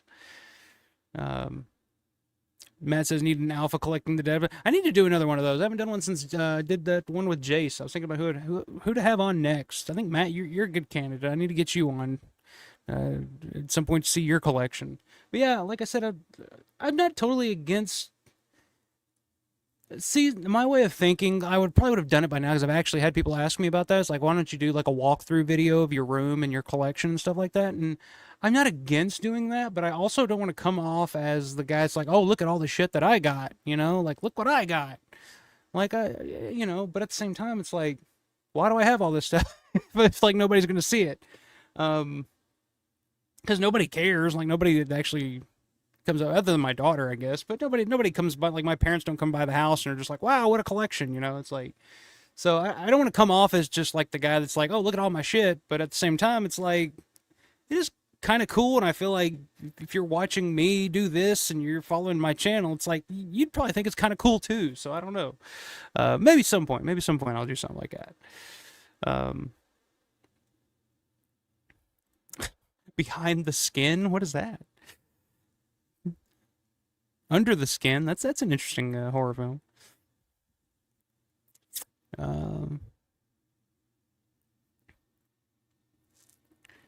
See, title was replaced, would have taken place... the title of the film was replaced, taking place several months after Night, and was about a young woman that ran into a zombie like bub while scavenging. Dude, I mean, all the stuff, I mean, if you read George's original treatment, I mean, all the stuff with the zombie evolution, them getting smarter, was already there. So that was something that was already in George's head before he even made Dawn of the Dead. So, yeah, that would make sense. You could totally do something like that.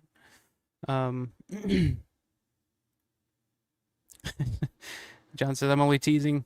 They know I'm not a huge Day fan. Only an 8.5 out of 10 from me. So, I mean, then that's, for a guy that's Night of the Living Dead, Dawn of the Dead, 10 out of 10, 8.5 is not bad. So I think it's just the score, right, John? It's the score that kind of drives you out of your fucking mind.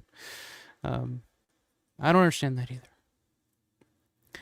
Justin says, I have the same Dr. Tongue figure from Amok Time. I want to open it back. Yeah, I got both of them back there. I got the Dr. Tongue and the Bub back there. I think about that all the time. They actually make the action figures now that actually have the removable back, so you can actually take them out but also put them back in to where it's still complete and you don't have to actually tear the packaging. But yeah, I think about that all the time. It's like, I want to open them and I just want to play with them. Let's be honest. We want to play with them, but at the same time, you don't want to tear them up. You don't want to open them and I don't know. It's the weird middle part of like, I'm still a child inside, but also I'm a collector, so I don't know.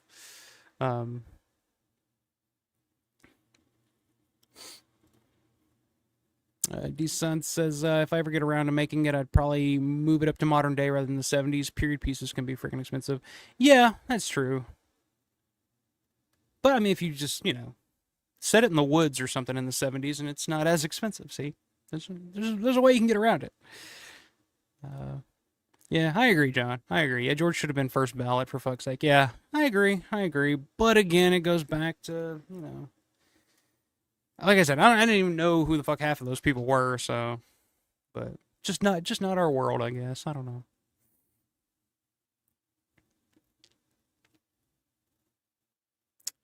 All right, let me skip through these. All right, how far back am I on these comments? Sorry, guys. Um, Justin said, "I have the plaid shirt, zombie, and bub. I need more zombies." Yeah, I got like I said, if I could show my entire Dawn collection over there, I have tons of figures, which is something I was really big into for a while there, but I've kind of slowed down on, are the figures, which Distinctive Dummies is releasing a new Flyboy and a Fran figure on Monday morning, actually. Look them up. Google Distinctive Dummies. If you're a figure collector, these things, they're limited to like 100 a piece. So as soon as they go on sale, like within 15 minutes, they're sold out. So you kind of got to be there like right when they go on sale. But they're really cool. They're a little pricey, but again, they're limited to 100. So the resale value on these things go through the fucking roof. And I mean, how often do you get? They just did a Peter version a couple of weeks back. Now they got the Flyboy and the Fran coming out on Monday. And then after that, I think they got Roger and Helicopter Zombie, Jim Crut, after that. So they look really cool. They're pretty, really fun. But so yeah, check it out. Distinctive Dummies. I don't know if you guys check those out, but they're really limited. And how often do you get not a zombie Flyboy, but just like a regular Flyboy and a regular? I don't even know if I've ever. I mean, I think I may have seen like one or two, but like you really never see a Fran or just a Steven figure very often.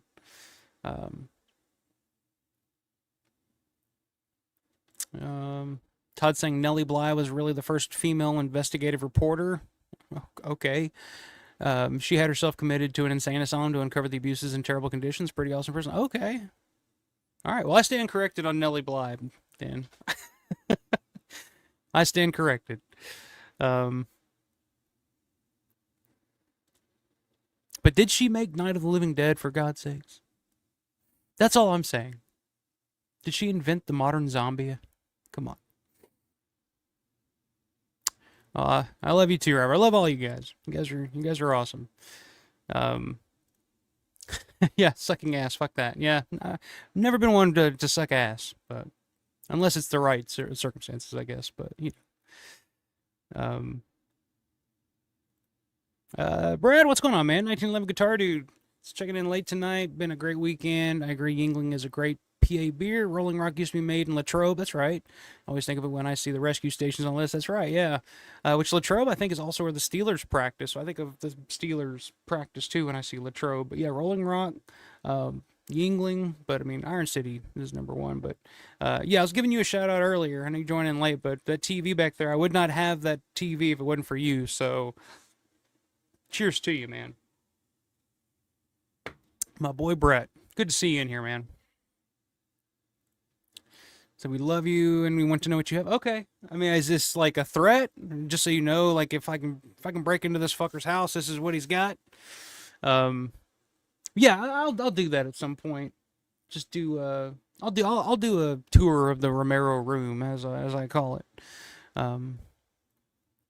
Steven says, I actually watch movies for both. I love to get lost in a great film, but I also love behind-the-scenes knowledge and stories on set. Yeah, films that I really love, like when I first watch a movie, I want to get lost in the story. And a lot of the times, if I love a movie on the first watch, I'll go back and rewatch it with the subtitles on.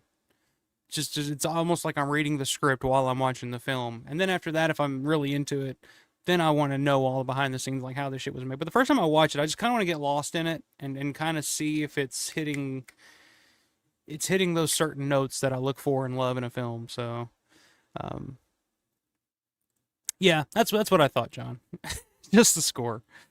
My physical media collection. Well, yeah, I got a lot of shit. I got a lot of DVDs, VHS, Blu-rays. Yeah, I got a lot of shit, and a lot of shit in storage too. That just from collecting all these years. So, yeah. I'll do that. If you guys, if you guys are clamoring for it, I guess we can set that up. But I gotta finish getting these posters and shit up on the ceiling. and hopefully they don't fall and kill me while I'm doing it. Okay, Justin says Sea Falls. Yeah, Distinctive Dummies. It's this Monday. I can't think of what time they go on. It's a really early Monday morning. But yeah, definitely try to catch those if you can, because they're pretty fucking cool. Here you go, the man himself, Larry. What's going on, brother? WGON TV says, "Hey fellas, just joining now. The Flyboy and Fran are available at about 6 a.m. Eastern Standard Time tomorrow morning on this page. There you go. Tomorrow morning, 6 a.m. Eastern Standard Time. DistinctiveDummies.net/retro_style. So there you go. And I'm telling you guys, they're cool. They're a little pricey, but like I said, the resale value on these suckers they go through the fucking roof. You see these things on eBay pop up all the time for $300, $400, $500. So yeah, I highly recommend checking them out and try to grab one if you can. Like I said, they sell out pretty quick. 15 minutes, 20 minutes, they're gone. So, yeah, good to see you, Larry. D-Sun says, "What do you think about The Walking Dead, both the comic and the show?" I'm not a big Walking Dead fan. And I've talked about this before. I've only seen the first season, and then after that, I just kind of, it just kind of went by me. I don't know. Again, I don't watch a lot of TV. I'm not the biggest fan of TV shows. Very rarely is there a show that I kind of get lost in. But I enjoyed the first season of Walking Dead. I thought it was really well done and kind of interesting. But after it was over, I was just kind of like, all right, I'm kind of done. Like, in the comic, I've never read. I've never been a big comic book fan either. Never been a big comic book guy. I know a lot of my friends have always, because I'm always the the zombie guy. Like, tell my friends, like most of my friends are not into Romero or zombie films or even horror films, really. Like, But to me, I was just like, oh, Mike, he's the zombie guy, and they're always just like, oh, you should read the Walking Dead comic books, or you should watch the shows and stuff like that. So yeah, I'm not the biggest fan. Just not in that I dislike it really, but just more so that I've never actually dug into it, I guess.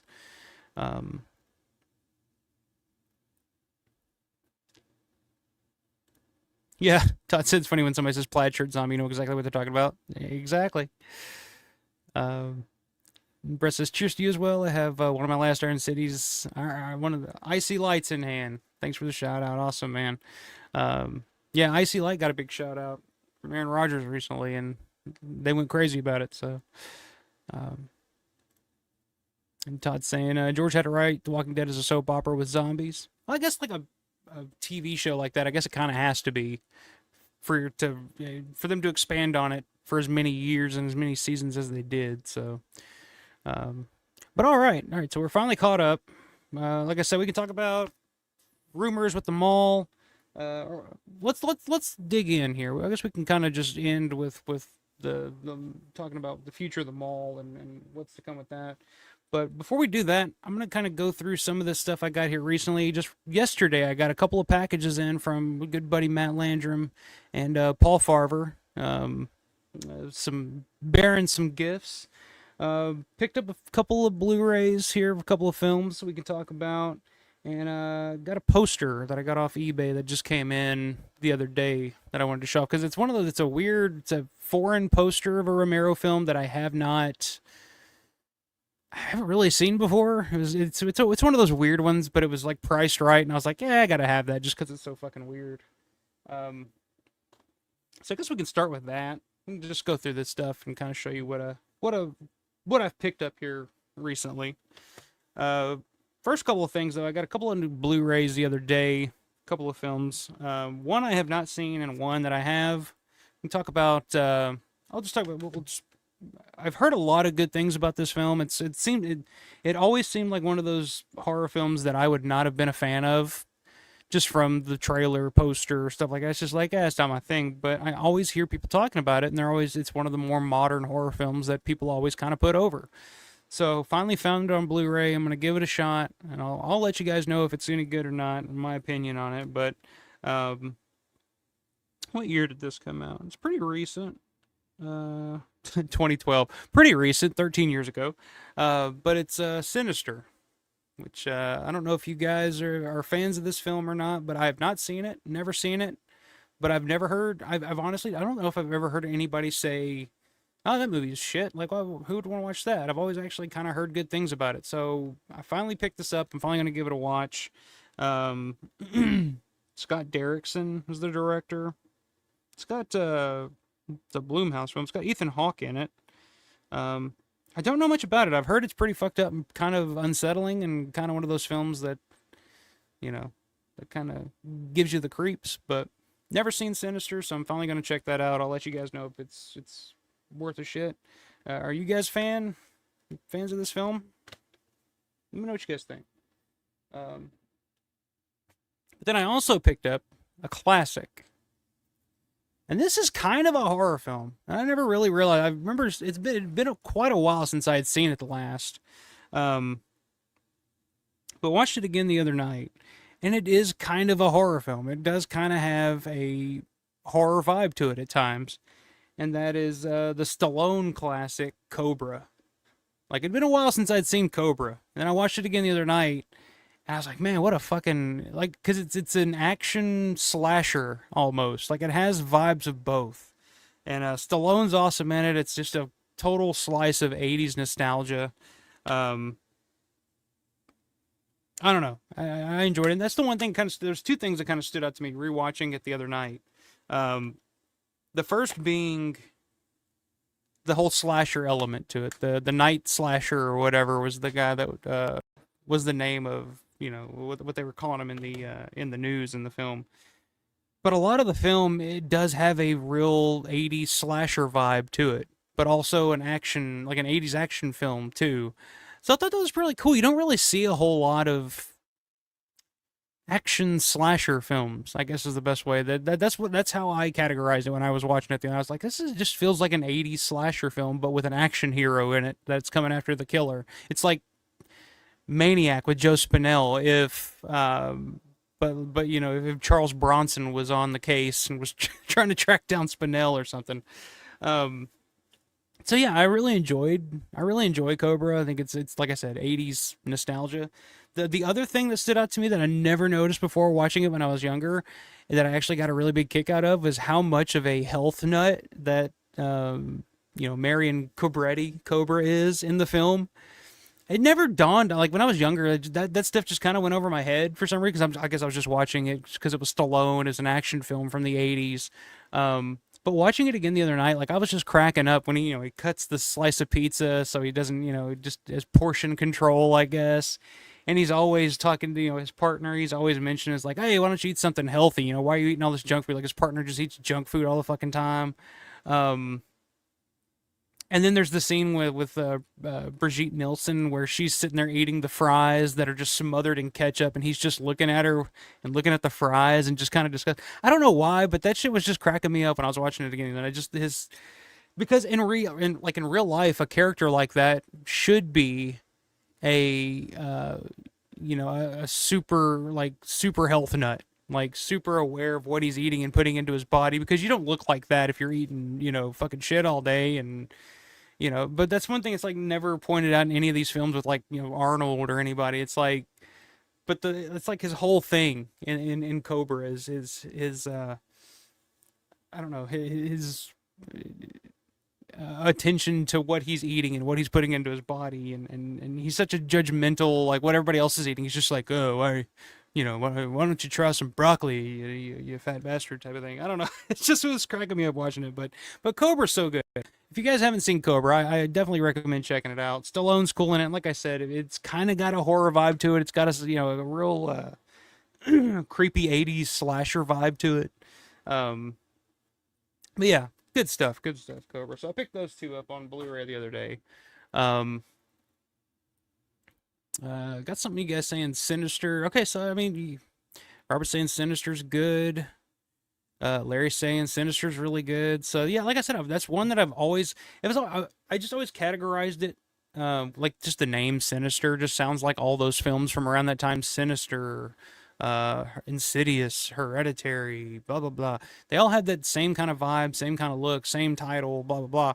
And all of us just like out on all those. Like even Hereditary, when that first came out, like I avoided it until I saw Midsommar, and I was like, oh Jesus Christ, I got to see this other guy's movie.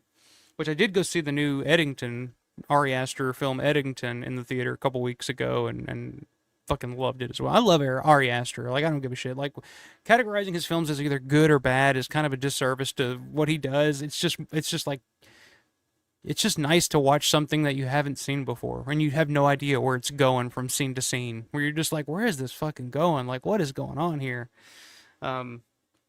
But yeah. So I always just kind of categorize Sinister with the rest of the ghost spooky movies from around that time that I just wasn't in. Like The Conjuring, I was never big into The Conjuring or any of those. But everybody, like I said, like Larry's really good, saying it's good. Todd saying actually likes Sinister. It relies mostly on jump scares, but they're very good jump scares. I'm not against jump scares if they're done well. And I've heard there's like some pretty like disturbing shit in the film. So like I piqued my curiosity and I've been looking for it on Blu-ray for a while, and so I'm looking forward to checking it out finally. Steven saying Cobra is awesome, and Stallone was a member of the Zombie Squad. Yeah, that's right. That's the name of his platoon or whatever the fuck they call him. His group, the Zombie Squad. It's just so. But that's the thing. It's like you watch it now with modern eyes, and there's so many cliche like '80s action cliches in that film. Where it's just like, we got to call the Cobra, and he's like pulls up and he just wanders. It's like the opening scene in the grocery store. He just walks in and it's just like putting everybody's, when you're thinking of it logically, it's like, oh, you're putting everybody's life. It's like this would never happen in real life, but it's a fucking '80s action film, and it's Stallone. It's fucking Cobra. Send him in. Like he'll kill this son of a bitch and save the day. I don't know. There's so much about that film that's been parodied to death at this point that you look back on it now and you don't realize it that oh, this was kind of new for the time. But yeah, I love Cobra. I love Cobra in the same vein that I love like Commando or something from that time period. It's like Commando's cheesy as fuck, but I can watch that movie any day of the week. Atmosphere is really creepy as well. Yeah. Like I said, it kind of gives you that vibe, like an '80s slasher vibe, especially the scene in the hospital, when the dude's trying to track down Brigitte Nielsen, and like that's totally that whole scene is something right out of a an '80s slasher film from like the early '80s. Yeah, the scissor pizza. So I didn't realize what the fuck he was doing at first when he just sat down, pulled the pizza out, and cut it in half. I was like, oh, well, I never really thought too much about it. Like when I used to watch it back in the day, then watching it now, it's like, oh, he's watching his calories. He's like, he's making sure he's portioning his meals. He doesn't want to eat this whole slice of pizza. He's gonna, which I thought was just brilliant. I don't know. There you go. See, Steven still uses scissors to cut his pizza. I've never done that before, but it makes sense. Larry says one thing about me. You're a Hereditary hater too. You and Grande hates Hereditary. He coined the term Heredihater. I don't get it. What? How do you not like Hereditary? I like Midsommar better. I like Midsommar more, but I was as blown away when I first saw Hereditary for the first time because again, just I don't know, the way he taps into anxiety and just keeps the audience on edge to where you don't know what's coming next. Like, I forget the quote. It may have been a John Landis quote. When John Landis was talking about all the great horror directors from the 70s and the 80s.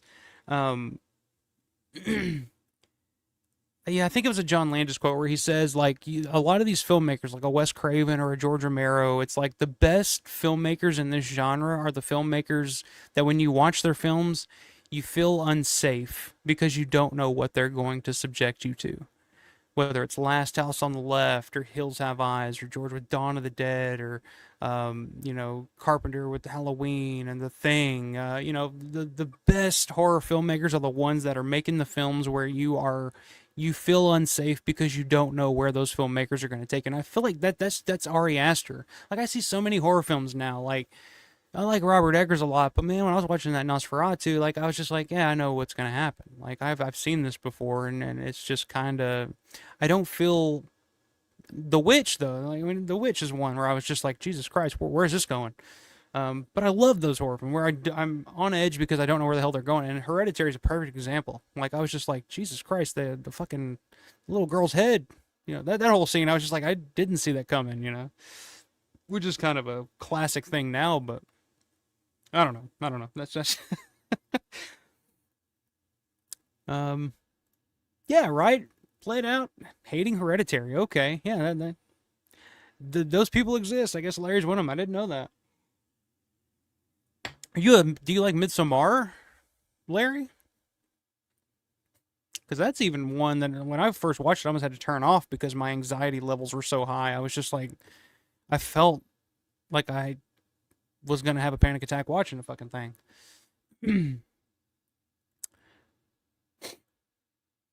I love Commando. That's one of my favorite Arnold films. Like I could literally watch Commando at any point. Like if it's on, I'm watching it. Um, let off some steam. But we used to quote that movie constantly back when we were younger. Like when we were in our 20s, I was in a band called Legends of AM Radio back in the day, and we all for somehow we were all huge Commando fans, and we would just quote that movie to each other back and forth, like "Let off some steam, Bennett."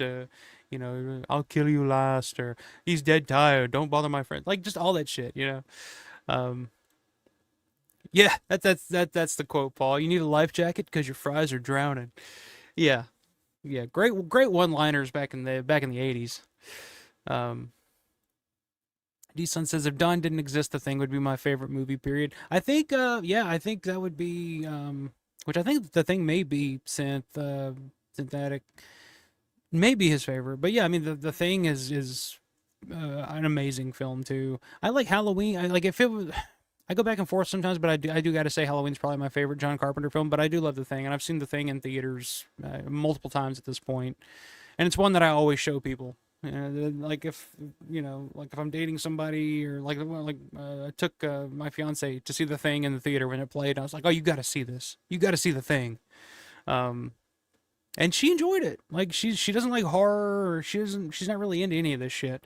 But she was actually like, I actually kind of got that. Like that was actually really good. So it's one of those films. But again, it's one of those films kind of like Romero's Day of the Dead that just wasn't a big hit when it first came out.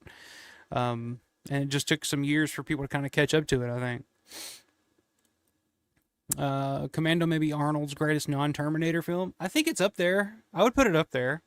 I love a lot of Arnold stuff. I'm a big Arnold fan, to be honest with you guys. Commando would be up there. I love Last Action Hero, and I don't give a fuck who knows about it. Love Last Action Hero. Total Recall. Total Recall would probably be my favorite after T2. I'd probably go T2, Total Recall, Terminator, Commando.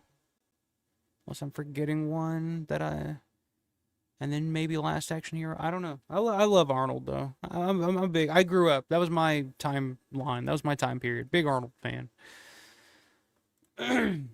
Todd says I like Ari Aster's films, but the man is pretentious as hell. And yeah, that is true. He's a huge fucking nerd. That's the thing about him. Like when you hear him in interviews and stuff, he's like this huge fucking nerd. But he makes these just crazy fucking movies. But I do agree with you. I do agree with you on that. Because I was listening, it was a podcast here recently that he did with John, what's his name? Bill Hader, I think is the guy's name. And yeah, I had to turn it off after like 30 minutes because I was just like, eesh, I don't know. It was just too much, yeah, it's just like, yeah, but it is what it is. Robert says Ari Aster is amazing. Midsommar's great. I agree. He's probably my favorite current director going right now. If he comes out with something, I'm going to see it. So, Todd says got to stick up for him though. He went to the same film school I went to. Oh, that's cool. I didn't know that. Larry saying Midsommar is good, but it's also a ripoff of Wicker Man. See, I hear that all the time too. I mean, it's the same vein, but it's definitely its own thing. In terms of, yeah, I mean, I get what you're saying. It definitely has the same vibe to it, but I don't know. I'm trying to think. Midsommar is one that's hard to explain because by the time it's over, you're just like, what the fuck did I just watch? I don't know, but yeah, I get what you're saying. I get what you're saying with that. So it ain't that original. Can't get into Hereditary here. Too much to say. I'll talk about it in person. Okay, I'm definitely down to talk about it. Predator. Played says Predator. Okay. Last Action Hero is my favorite Schwarzenegger movie. There you go, Robert. I fucking love Last Action Hero. So misunderstood. Justin saying Predator. Michelle says Predator is her second favorite Arnold movie. I'll let you guys in on a little secret here. I know this might give me some heat, but I'm not the biggest Predator fan. I've tried numerous times over the years to kind of get into it, but I'm just like, it's not bad. It's not like I dislike it or I don't see its good parts, but I don't love Predator like most people do. I don't know why, but it doesn't do it for me. I love the setup. I love the cast of characters with Jesse Ventura and those guys are just. I love the setup of it. It's like the most badass human beings on planet Earth versus this invincible alien from another planet. Love it. But somehow there's just something about the execution of that film, the pacing of it, or something that it doesn't click with me the way that it does with most people. But that's just me because most people love fucking Predator, so I'm totally in the minority there, and I'm okay with that, I guess. Running Man is another one that I really enjoy too. I mostly like Running Man, not even as much for Arnold as just Richard Dawson. I love Richard Dawson. I'm a huge Richard Dawson Family Feud fan. Like I can sit and watch old Family Feud episodes for hours at a time. Yeah, okay. Justin saying Predator over Commando. I respectfully disagree, sir. I respectfully disagree. Played out says I could watch T1 and Alien on a loop 24/7. Yeah, Terminator. The original Terminator is another one that's also kind of like Cobra in that it feels almost kind of like a slasher too. That kind of has that same vibe. Alien I enjoy and I respect, but Alien's not one that I absolutely love either. Like I still think it's the best of the series. I like it. I like it way more than in any of the sequels. But it's still one that I can go back to once every few years and kind of okay. I've had my fill. I'll revisit this a couple of years down the road. Matt Santa, listen to that Bill Hader interview. He was definitely giving Asher some sloppy top for that. Oh, they were both, and that's just kind of like, I don't want to hear this. It's like Bill Hader's like, oh yeah, when I was watching your film and it was so great and all this, and he's just like, oh wow, and then all of a sudden Ari Aster's like, oh yeah, and that show you did, I don't remember the name of the show, not Dexter, but Barry, I think was the name of. Oh, Barry. When I was watching that, I was like, oh, this is fucking brilliant. And they're just like, yeah, it's just come on.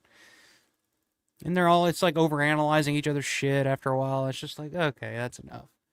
I'm good on that. I'll watch your movies, but I don't really give a shit about what you have to say, honestly.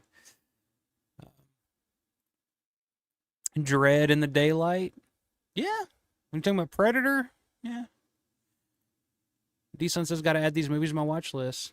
Oh, if you've never seen, yeah, man, specifically Midsommar and Sinister. Well, Sinister's on my watch list, but Midsommar, definitely check it out. It's definitely one of those that, it's a longer film. It's definitely a slow burn type of thing, but it's pretty fucking out there. It's pretty out there, but it's effective.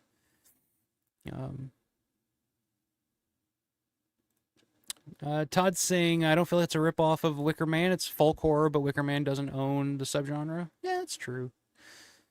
But I've heard that from a lot of people. I know my buddy Will is a huge Wicker Man fan, and he likes both, but he all will say like, oh yeah, that's kind of the same subgenre, but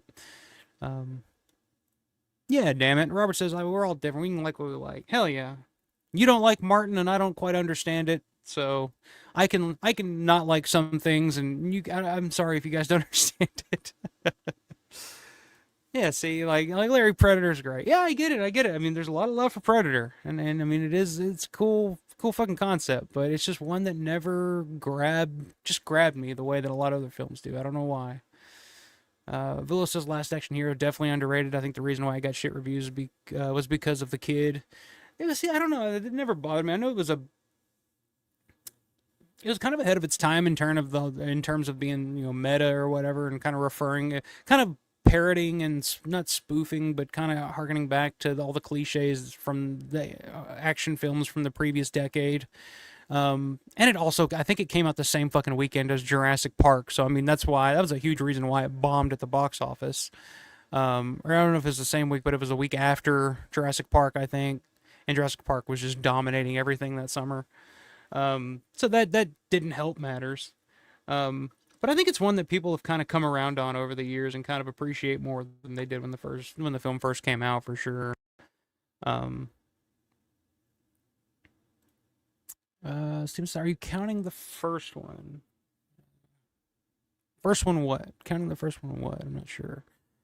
Justin says the OG Predator has elements of horror. The Jungle Hunter decimated that team with it. Oh yeah, there's definitely elements of horror to it for sure. But yeah, I don't know. Wasn't Jean-Claude Van Damme the Predator or something like that? I remember hearing before he was Jean-Claude Van Damme. John says also one of Jim's clients, Craig Baxley, did all the action / second unit stuff on Predator. The studio loved it so much they gave him Action Jackson. Craig is a great guy, very funny. Oh, that's very cool. So that's one of Jim's clients. Okay. Fun fact for us. Justin says, I think you need to get familiar with Yacha, the Dark Horse comics, are some of my favorite. I don't know what that is. I don't even know how to pronounce that, my man. Talking about Midsommar. Okay. Sorry, trying to keep up with you crazy sons of bitches. Steven says, I can understand the rest of the series, but the first Predator is awesome. Maybe you're just trying to be an apostate. I swear I'm not. I swear I'm not. I'm just being honest. I know I can see why people like that movie, and it definitely has its merits, and it's definitely a cool fucking set. Like I said, I love the setup. I love the cast. When they're in the helicopter and the music's playing, and it looks like the most badass group of guys. Bill Duke is like fucking with the razor, I get it, but there's just something about the movie that doesn't hit on all cylinders to me. I don't know what it is. But I'll take the L on that one. I'll take it. Villa says, funny all this talk about more modern movies. I'm not even kidding when I say I think I've seen like 10 movies that came out after 2005. I was the same way for a long time there until I saw Midsommar, which there was a period there 5 years ago or so when I watched Midsommar and Parasite, the film that won best film that year. I was curious because I'd heard so many people say, like, oh, this is a fucked up weird movie, and I'm like, I'll check it out.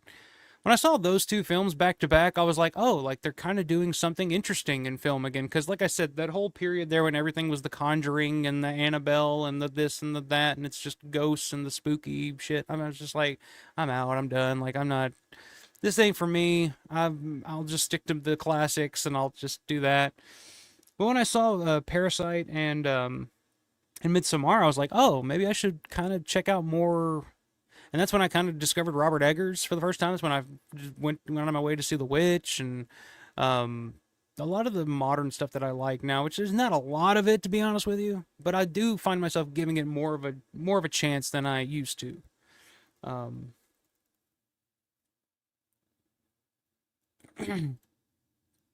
Just yeah, but with a different suit. Are you about Van Damme? I'm guessing. Steven says Last Action Hero came out against Jurassic Park, Arnold's first major misfire. Well, I mean, Arnold had some in the '80s too. I think The Running Man, if I remember correctly, was not the biggest success for Arnold. He had a period there where he was kind of. There were 2 or 3 films there that were not big successes for Arnold in the '80s. Believe it or not.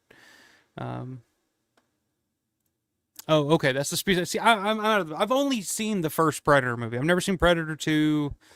Never seen Alien versus Predator or any of the other ones. So I'm only watching it from the perspective of seeing the original. So, thank you, Robert. Thank you. Lee, you got my back. I appreciate it.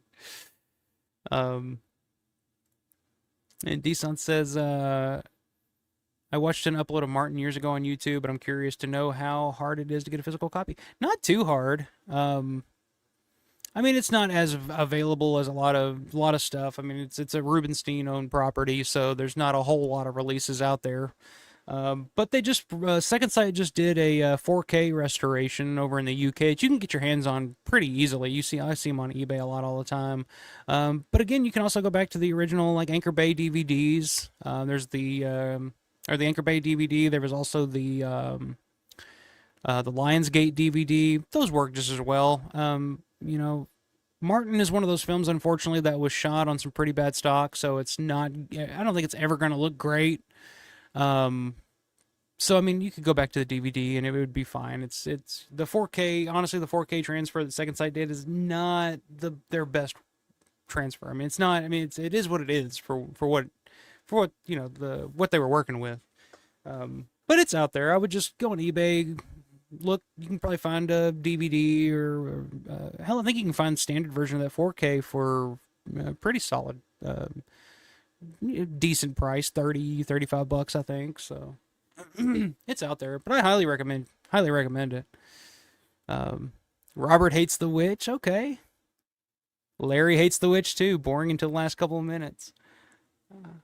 I could see that. I understand that. I mean, The Witch is definitely one of those slow burn films too, but it's something about that movie. I don't know. It was just creepy as fuck from the time it began to the time it ended for me. And I think it was just so true to the period that it just felt uncomfortable for me, like the way that they talked and everything. Yeah, I don't know. I enjoyed it. I like The Witch, but that's probably my favorite Robert Eggers film, honestly. I like The Lighthouse too. Lighthouse is pretty good. And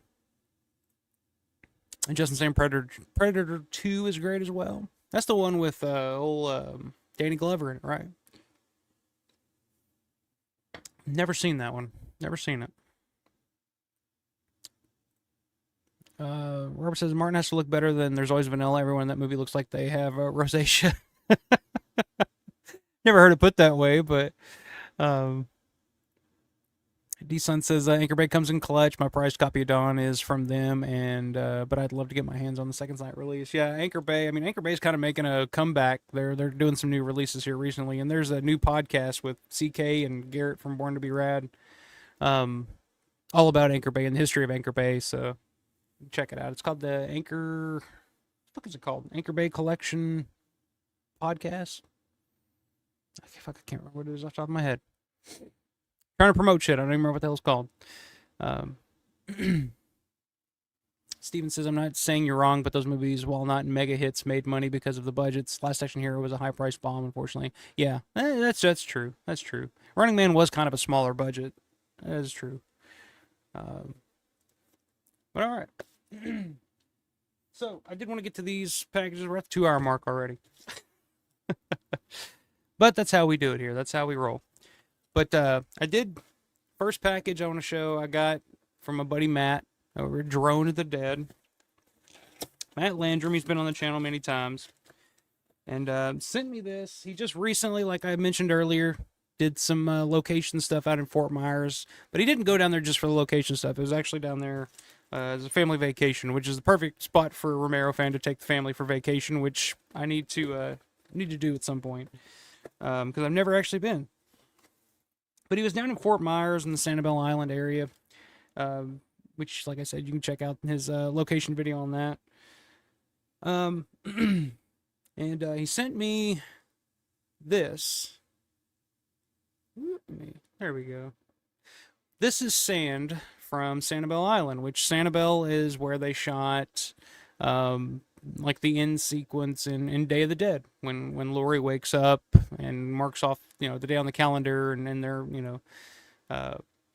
John and Billy are fishing. Like, that's Sanibel. That's right there by Fort Myers. And Matt was just there, and this sand actually looks kind of cool. I don't know. Right off the beach.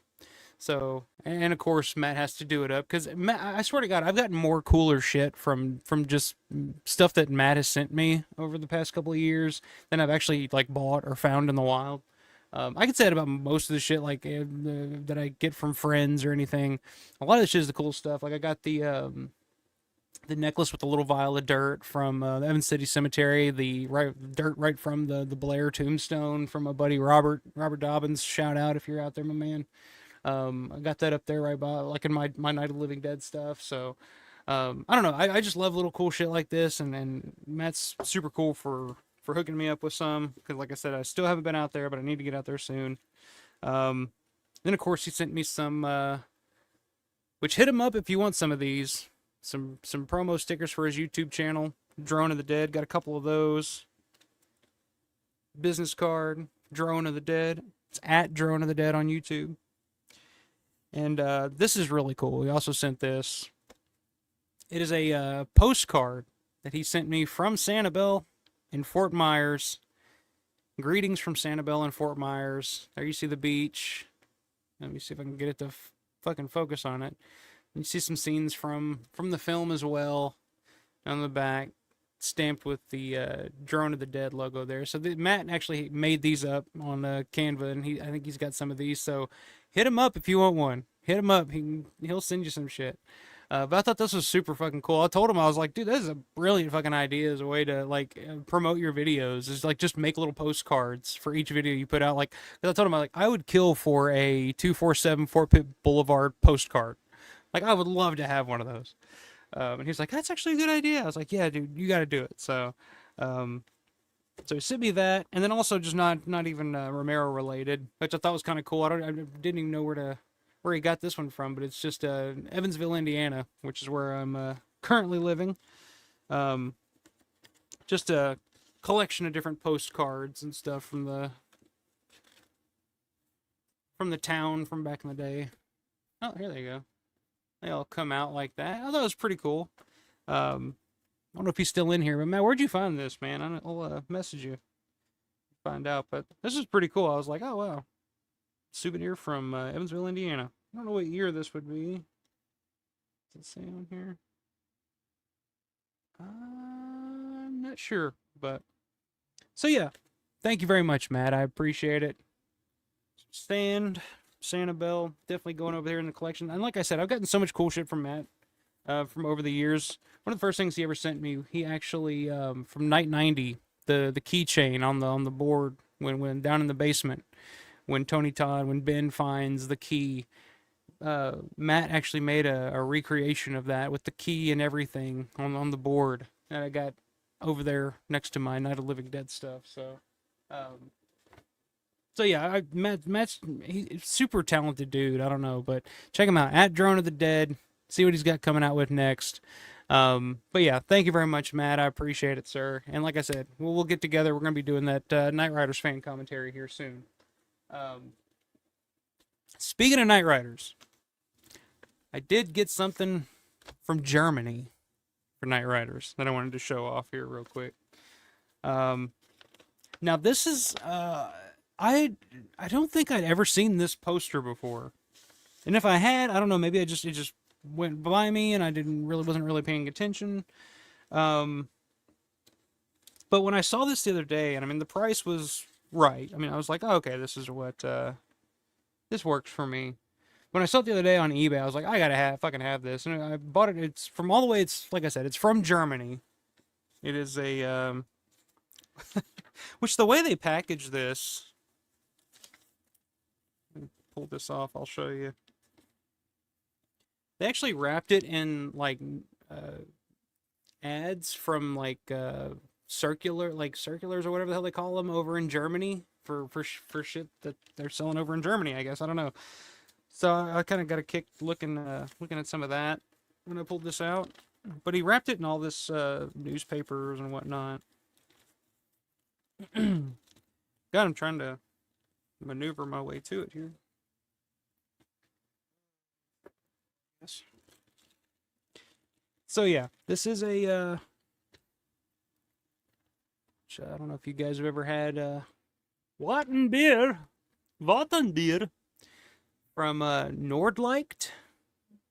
Justin, do you know anything about this one? Never had this one, never heard of it. But there's an ad for it. Anyway, saw this on eBay the other day.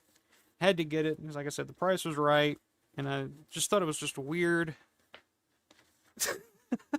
I'm a sucker for weird shit, more so than anything these days.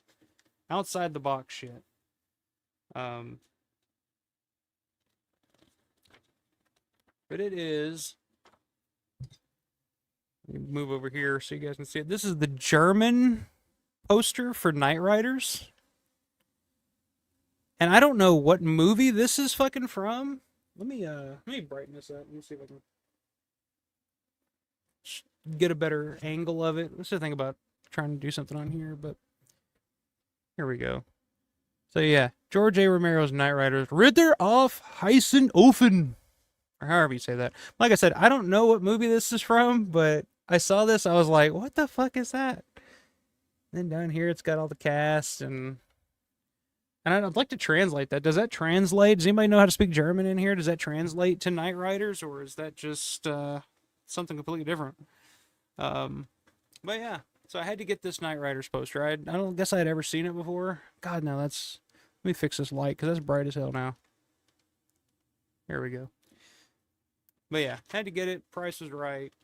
And it's in really good shape, too. It's a really, really good shape. I don't know how old this poster is, but I'm guessing it's from right around the time that the film came out, so...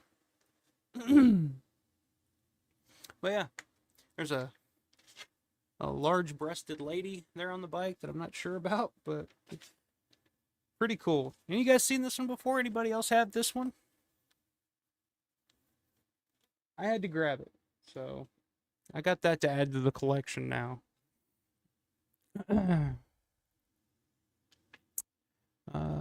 Anybody seen that poster before? Oh, Larry says, I have one of those posters signed by Larry Vera. Okay, very cool. John said so crappy. Hang it in the Louvre. Yeah, see, like that's... I don't know. I'm a sucker for like those just weird all fucking poster designs. It's crazy. Let me roll back up here. Larry saying, nice to be down to that beach 4 times over the years and never got any sand. Should have. Well, whenever I finally make my ass down there, whenever I can finally get down there, I'll grab some and I'll send you some, man. John says, I think someone offered me something from the airport and I said I didn't want it. What did they offer you? I'll take it. I got all kinds of little pieces of the airport and shit over there. Yeah, Steven said, nice work. Good work, Matt. There you go. Awesome postcard. Yeah, I mean, I got a real kick out of that. I was like, that's a fucking brilliant idea. And I told him, I was like, dude, do one for 247 and send it to the, send it to the people at 247. And I think they'd get a kick out of that. They'd be like, what the fuck is this? Matt saying, found it at a flea market or a flea mall in Birmingham, Alabama. Saw it and had to get it for you. Oh, that's really cool. I wonder what the hell it was doing all the way down there. Who sends a postcard from Evansville? That makes no sense to me. Cool find, though. I appreciate that, man. Yeah, I agree, Michelle. Matt is the bomb. Matt is the bomb for sure. John says, Matt, that stuff looks great. It does, yeah. I got a couple stickers, couple postcards. I got one sticker's going on the laptop here with all my other stickers. I'm sure I can find something to do with that other sticker. Or I might send it to one of you guys. Who knows? We'll see. Michelle's got one coming too. Thank you for being patient. Well, yeah, that's what you get for living all the way up in Canada, Michelle. Your shit takes forever to get anywhere, so. He is. Matt is a true bro. That's a good way to put it. A true bro. There you go.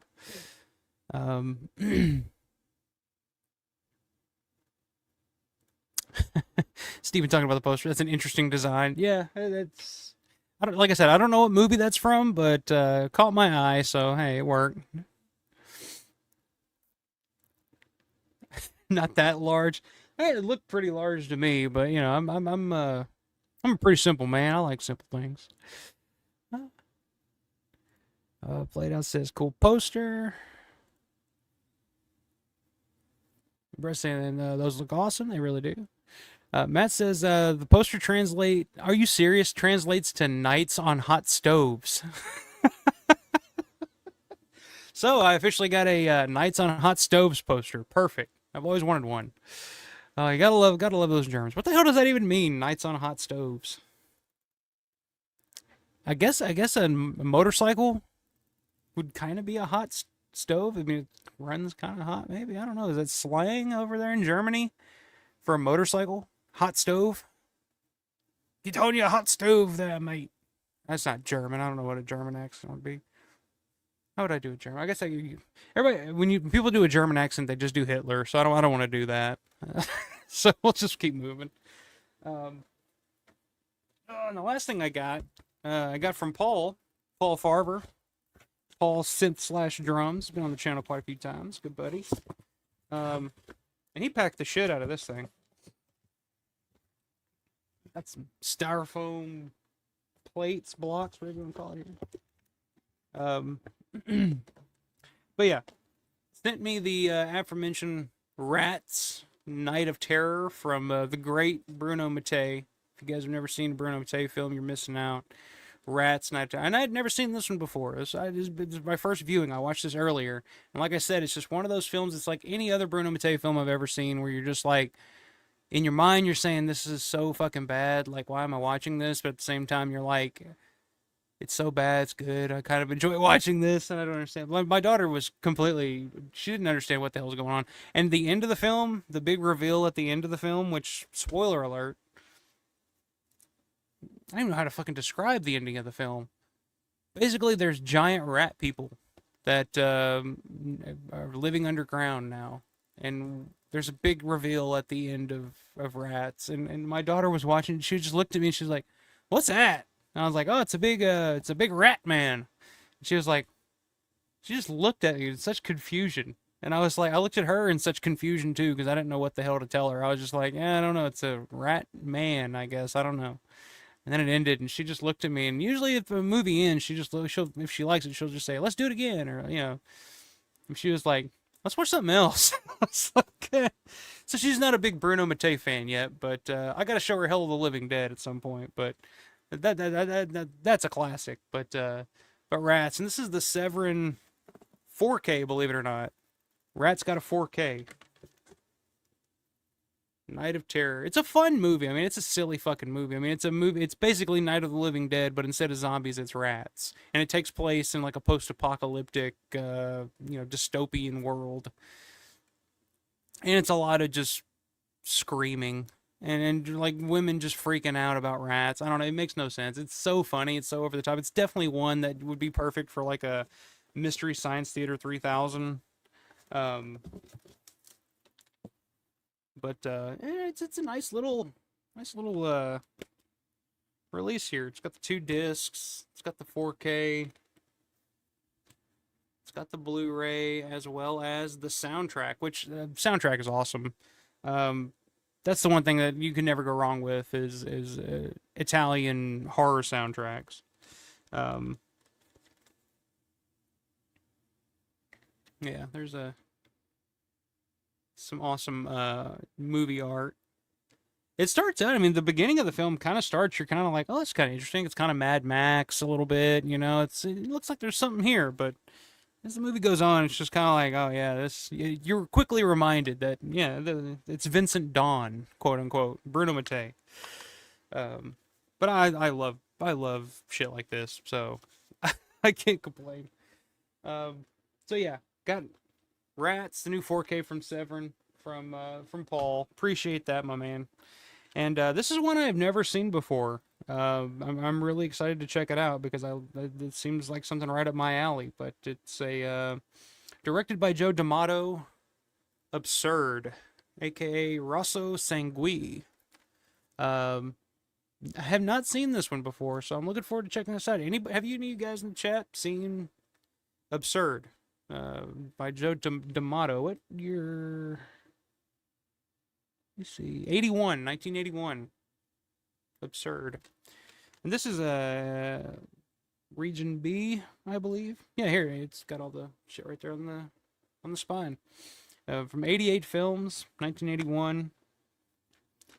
Apparently it was a video nasty back in the day, which I always loved that term. It's the video nasties.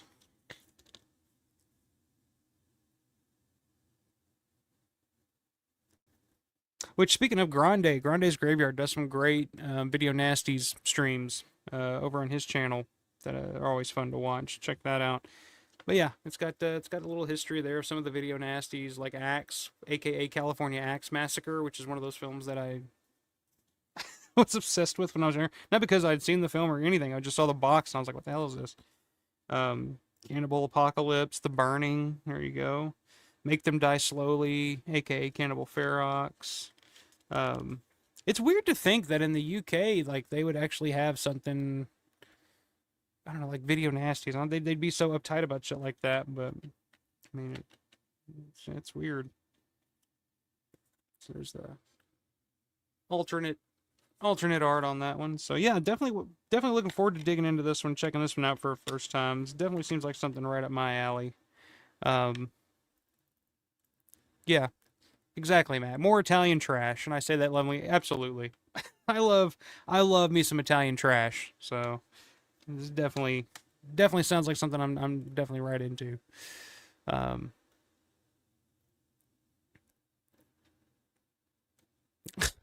Steven says that's either a cooking film or a porno. Are you talking about Absurd or Rats? Hopefully it's not a cooking film. Um, Todd says the end of Rats is bonkers. Yeah, I mean it's so great, but it's so Night of the Living Dead. That film plays out like Night of the Living Dead the whole time, the whole night. They're trying to board up the windows and the doors so the rats through the whole film are just like there's nothing intimidating or scary about them. It's like the whole movie they're just dumping barrels of rats on these people and they're just like kicking them all over, and it's just like Jesus Christ. But like that's the big threat. That's the major threat in the film are just these rats that look like they could care less about you. It's so stupid but so fun. D-Sun says, "Holy crap! I just noticed your shirt design is from that one commercial for the mall. Fucking sick. Absolutely. If you're fashion minded, watch out. Big time shopping is finally here. Monroeville Mall." Which you can actually, quick plug, you can actually get this shirt. This shirt is available, and I just dropped a new Alfa Romero design right above here, shop.alfaromero.store. So check it out. TeePublic Store, you can get this shirt. Yeah, I mean, the whole movie is pretty fucking bonkers. You got that right. Matt says, "Lord, please don't show that child Hell of the Living Dead." Hey, one day, maybe not anytime soon. Maybe we got to work up to that. She's been on a big Dennis the Menace kick lately, so I'm cool with that. I like Dennis the Menace, but yeah, we'll work up to Hell of the Living Dead at some point. She's got to see the scene where the kid gets shot with the machine gun over and over and over again. Only in Italy will they get away with something like that, or anyone for that matter. Yeah, Larry's a big Hell of the Living Dead fan, aren't you, Larry? God, not Hell of the Living Dead. I love it. Again, I love it for the same reason that I enjoy Rats. It's so fucking ridiculous and so over the top. Steven says, "I don't know if Bruno is great, but he has done some interesting work. Hell of the Living Dead, despite the obvious plot holes and Dawn Thievery, I still enjoy." Yeah, I mean, it's a total piece of shit. Like, don't watch it. Again, like I was saying earlier, it's like, don't watch it for the technical aspects or anything like that, but it's fun to watch. It's fun to get drunk with your friends and watch. It's one of those films. There you go, Todd. Todd's on my side. Absolutely love Hell of the Living Dead, he said. Hell yeah. Todd's on my side, damn it. Todd says, "If you're nostalgic about the Video Nasties era, check out Censor. It's a damn good horror film." Okay. There you go. Colin says, "Love Absurd, great mindless Eurotrash." Okay. Well, I'm looking forward to checking it out. Like I said, it's going to be a first-time watch for me, but it's one that I remember...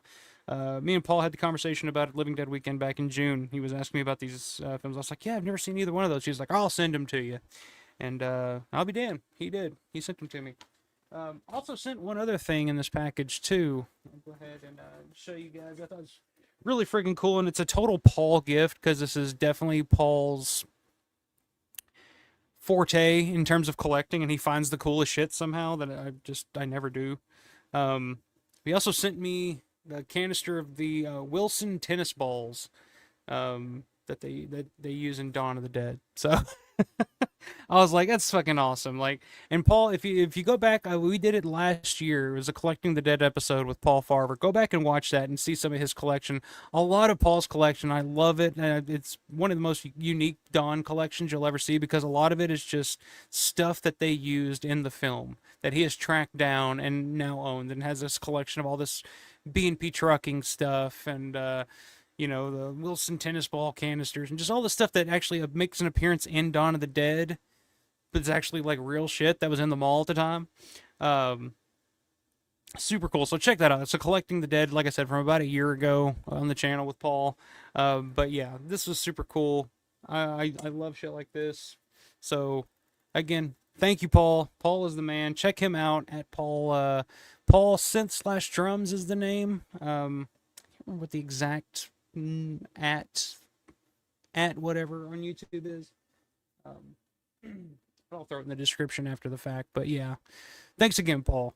You are the man, sir. And then Paul's also the one that actually sold me that signed Martin check too. That's signed by Rubenstein and Romero and Christine, and which is one of the coolest things. That's one of the things I'm actually looking to kind of display in a certain way over here in my Martin section. But I'm trying to figure out how I want to do it. But yeah, Paul is the man. Thank you very much, Paul. I appreciate that. Let me see here. D-Sun says, a year or two ago, I had a dream about watching a foreign Dawn knockoff. My mind made up, and I was in fucking back room with, in the fucking back room from the OG movie. You were probably just watching Hell of the Living Dead, dude. Because that's all it is a total Dawn ripoff, to the point where they just completely ripped off the Goblin music and used it, so, which is part of the reason why I like it, so. Justin saying Absurd is great. All right. So we're start hearing some good things about Absurd. Not so much about Bruno Mattei, but I'm looking forward to Absurd. I'll definitely be checking that out this week at some point.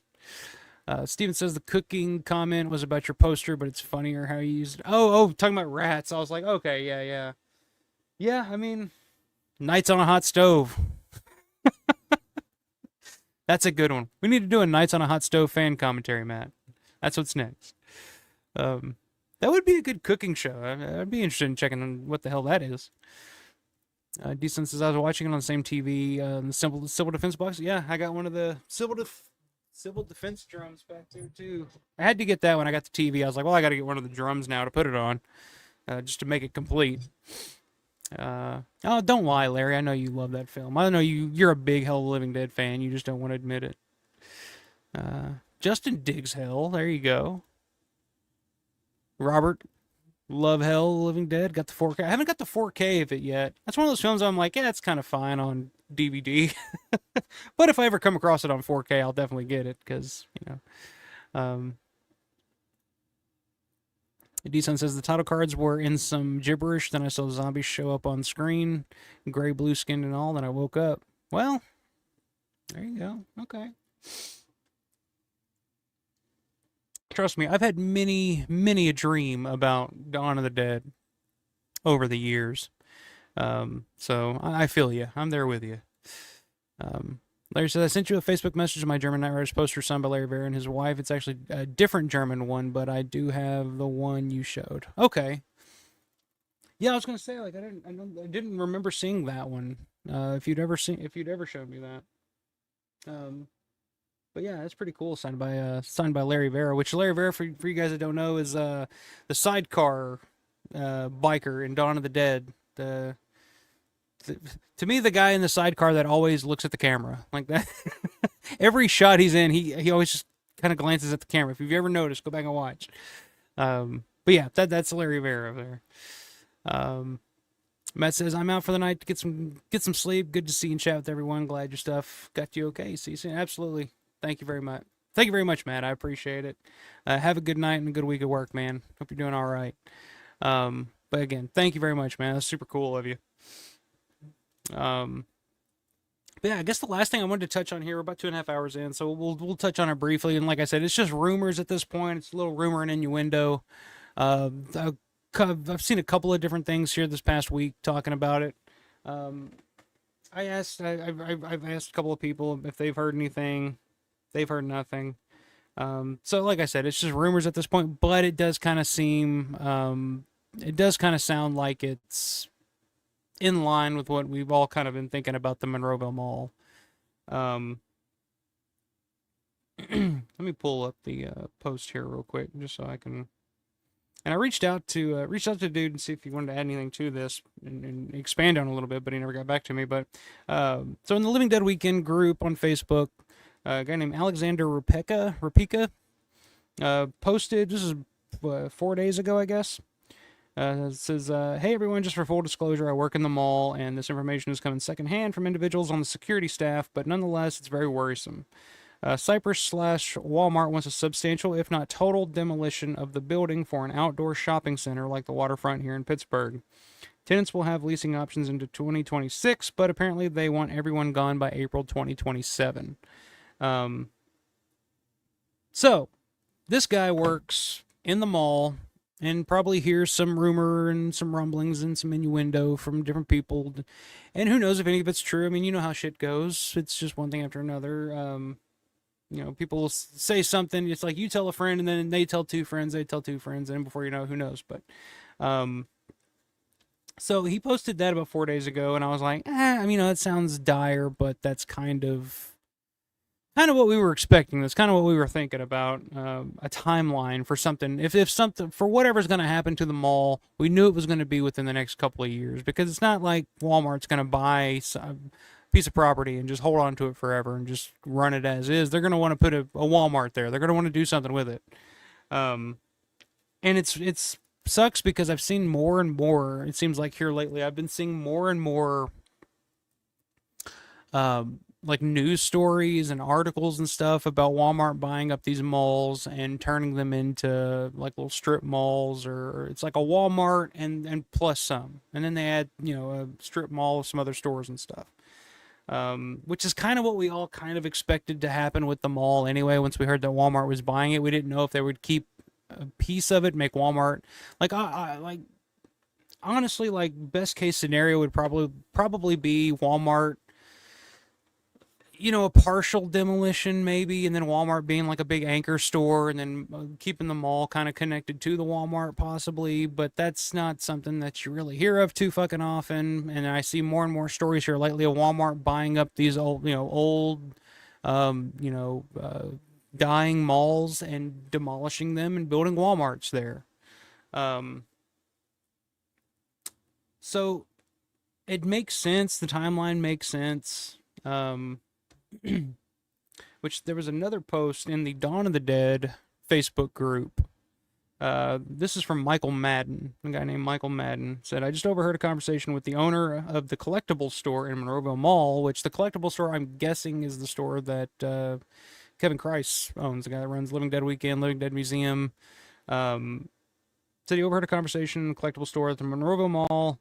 In the Monroeville Mall, that Walmart is going to tear down the mall and make strip mall plus Walmart. He said it's not happening until 2027. So when I saw that, I was like, okay, so did he hear that from Kevin, or like what's? So I mean, it seems like like I said, I've been seeing and hearing a little bit more about like a timeline, and everybody's kind of saying 2027 is when it's going to happen. So I don't think anybody knows for sure. I reached out, I asked Larry if he'd heard anything about it, and he said nobody knows for sure. It's nothing set in stone. It's not like there's a date in place. It's like, okay, on this date, the mall's being demolished or anything like that. But I mean, it's just, we all know it's a matter of time. We all kind of know that, especially, like I said, I was seeing more and more news stories and stuff about, Walmart buying up these malls and tearing them down and using the land to build more Walmarts. It's kind of, coming to pass. So, I mean, April 2027, I mean, it's still, about 2 years away, but I mean, Jesus Christ, that's going to come and go really, really fast. So with that said, I mean, the future of the mall, we know, Living Dead Weekend in October, that's going to be going ahead. Looks like there's a pretty good chance there's going to be another Living Dead next June, next summer. So we still got that. But then after that, it's just kind of, it's all up in the air. Who knows? So yeah, I mean, like I said, those rumors have been kind of going around this past week, which makes me think there's a little bit of validity to it. And it would make total sense.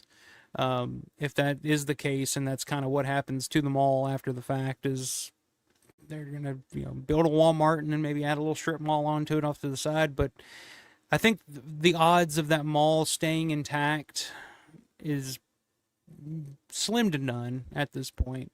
So again, I say this to you guys that have never been to the mall, have always wanted to go to the mall, or have always wanted to go to a Living Dead Weekend and experience, Larry's tours and experience the mall while you can, because it looks like we got about a 2-year time period there. Just guessing. Nobody knows for sure, but again, this is Walmart. They don't give a shit about. And I see people all the time, they're like, oh, why don't you sign the petition? Or, why don't, we try to make this a historical landmark. And it's like, I guess you could try to do shit like that. But again, it's not it's not public. It's not like a piece of public property or something. Like this is a private. It's a private business. It's a private property, you know, kind of thing where it's like they can do with it what they want because they own the fucking property now. And there's no way that Walmart's just going to say, yeah, we'll leave it a mall. And because, you know, there's fans of this movie from 55 years ago or whatever the fuck, you know what I mean? Like, we're not 55, but, you know, damn near 50 years ago. Um, and it's Walmart, man. That's all I can say. It's fucking a Walmart. So I don't think any petition or anything's going to help. I think the best case scenario is maybe they, you know, certain parts of it get put into a museum or something, like, you know, the Heinz Museum or something. I don't fucking know, but like I said, I think it's safe to say that time's winding down, time's running out, and yeah, I mean, it makes sense. Makes sense to me that April 2027 or sometime around that time would probably be the time. And we've talked about it. I mean, we talked about it when we did the big group stream. It's like when the time comes that that mall is torn down or whatever's going to happen to it. I don't even like saying if I could torn down, demolished. I don't like those words. When that time comes, like I want to be there. Just almost as like. And not to just like ransack, like, oh, I'm gonna grab a pile of bricks or whatever, which I'll probably still do some of that too. I don't know, but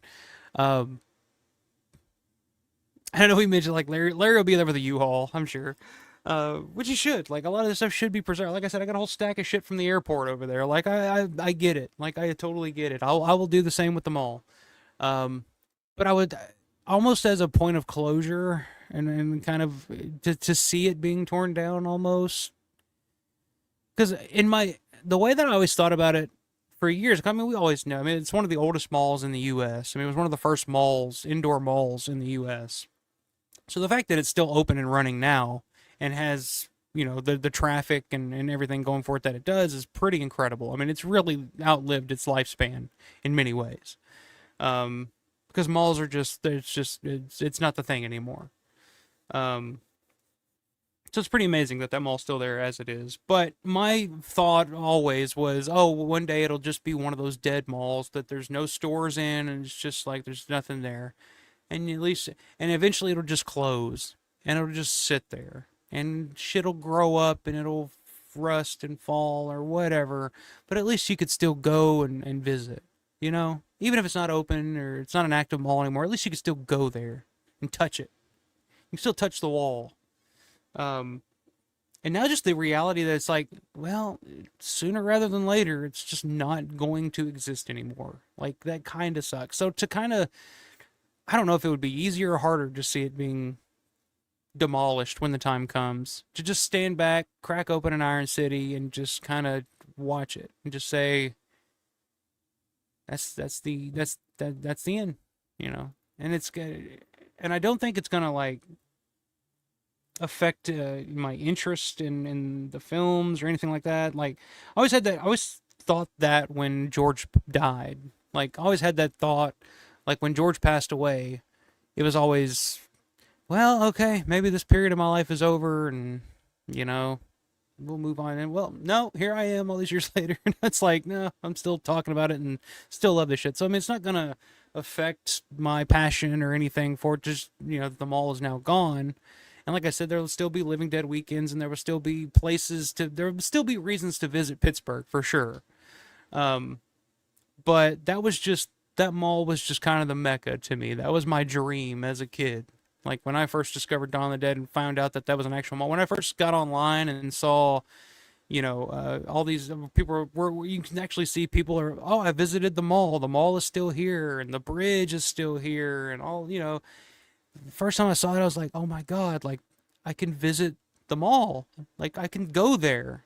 And I never did for years because it just seemed like some far off dream. It was like, oh, this is, you know, thousands of miles away. This is on the other side of the earth. And when you're young and broke, like, it is kind of on the other side of the earth. But yeah, I mean, I'll never forget the first time. It was the first family vacation we took with Everly when she was 8 months old at the time. I was like, it was after COVID and it was 2001 Living Dead weekend. I was like, it's time to go. This is the family vacation I got to take because I got to go now. Because that was when I started hearing that the airport was going to be torn down. I was like, I got to see that. I got to get to the airport before it's gone. And I'm glad I did because it is gone now. So again, if any of you guys love this movie and are as passionate about this stuff as I am, which I suspect, at fucking, almost 1 o'clock on a Sunday, if you're still watching this, I'm sure you're just as passionate about this shit as I am. If you've never been to the mall, make the trip. Just to go, just to say I've been here. Just so when you watch the movie again, you say I was there. Yeah, I don't know, but yeah, that's it. When you haven't really heard too much about it. Actually, the last thing I heard about the future of the mall was when I got my tattoo, and the girl doing the tattoo was like, "Oh yeah, the new owners have actually like kind of put some money into kind of upkeeping the mall a little bit. Like they're actually cleaning some shit up." And I was like, "Oh, that's actually kind of not bad news. That's actually kind of good news." But then when you start hearing rumors, and then again, like seeing all the news reports of Walmart doing similar shit with other properties and other shopping malls around the country, it's just kind of like, okay, so I kind of see what their plan is as we're going here. So, but yeah, so those are the rumors of what's going on to fill everybody in that hasn't seen it or hasn't heard it. And again, I can't stress it enough. And I just saw my boy Riverman. What's up, Riverman? Riverman, you've never been to the Monroeville Mall. You're a huge Dawn of the Dead fan. Get your fucking ass there soon, sir. Do it. Get there for a Living Dead weekend. We'll hang out. But yeah, here you go. Reiterate: visit the mall no matter what. It can't be saved. Visit now in the next year and a half, or you will miss out. I'm prepared for the worst. There you go. Take it from Larry. Visit the mall now. Now is the time. As Flyboy types out on the typewriter in the extended can cut of Martin, I've been corrected. It's can, not cans or con. The can cut of Martin's, or Martin. Dawn of the Dead. Whatever. Now is the time. Now is the time. And Larry's saying, so if parts of it can't be used, it would be demolished. Yeah. Which I don't know what they would use. I mean, unless they're just gonna. Yeah, I don't know. Like I said, it's an old building, man. It's an old mall. That mall was built in '68, so we're talking damn near 60-year-old mall, a 60-year-old building. That's unheard of. So, Steven says, I don't know if I'll be alive long enough to see it, but everything tends to come around again. Maybe in 25 or 30 years, malls will come back into fashion. Maybe. I mean, I see that with record stores and what was I here recently? Arcades, like arcades for adults. I mean, I've always said, like, if you could take a shopping mall and kind of restore it back and play into the nostalgia aspect of it, it might work. But I just think the biggest, people always talk about like, oh, everybody buys everything online, or you can just buy everything at Walmart now. Like everybody just goes to Walmart. Whereas like shopping malls back in the day, that was before we had Walmarts. Like we had like Montgomery Wards and places like that, Woolworths. But like the shopping mall was like where you could go to get everything. You could get clothes, food, toys for your kids, whatever. You could get everything at the mall. But I just think, honestly, a big part of it, I don't think it has as much to do, and I forget who said it, but somebody said it in the chat at one point. I don't think it really has as much to do with, the convenience of shopping online or the convenience of going to a Walmart. I think people would love to still go to a mall.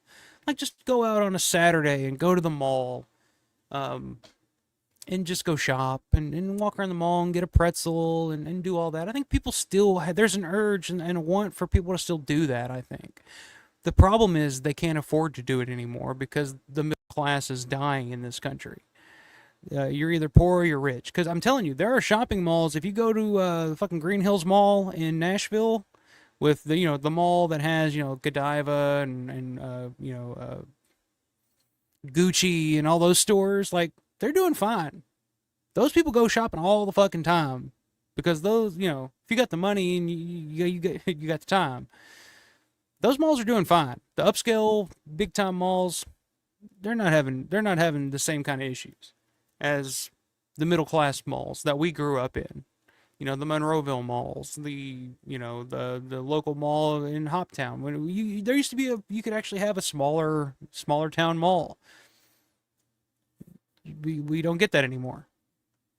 Because if you're shopping, you're buying anything, you have to buy it for the cheapest price possible.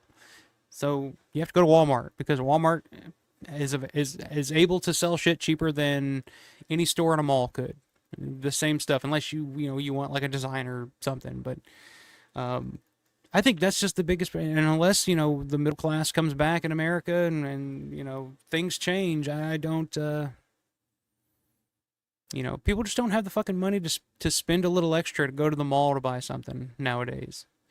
It's cheaper to get it on Amazon. It's cheaper to get it in Walmart, and that's the bottom line. I know that's for me. I mean, I gotta admit, we all think that way. It's like, oh, what the most bang for your buck type of thing. But I don't know. I like I said, I don't know if I'll be around to see it, but maybe one day. I love you too, Robert. I love you too! Exclamation. D-Sun says, I really hope my parents will understand and be willing to go to Monroeville with me. Do it, man. How old are you?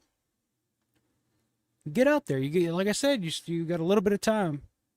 Get out there, man. Get out there. If you're as big into this stuff as we are, it's the Mecca. That's the place you got to go.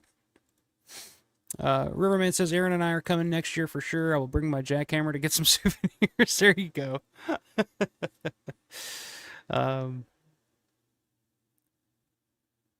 Well, good, man. Good. I'll be there. So I'll definitely look forward to seeing you guys. Finally meeting you guys in person. And yeah, Riverman. Todd, I'm going to call you Todd. Fuck it. Lots of bougie malls popping up. Yeah, you see those all the time. And,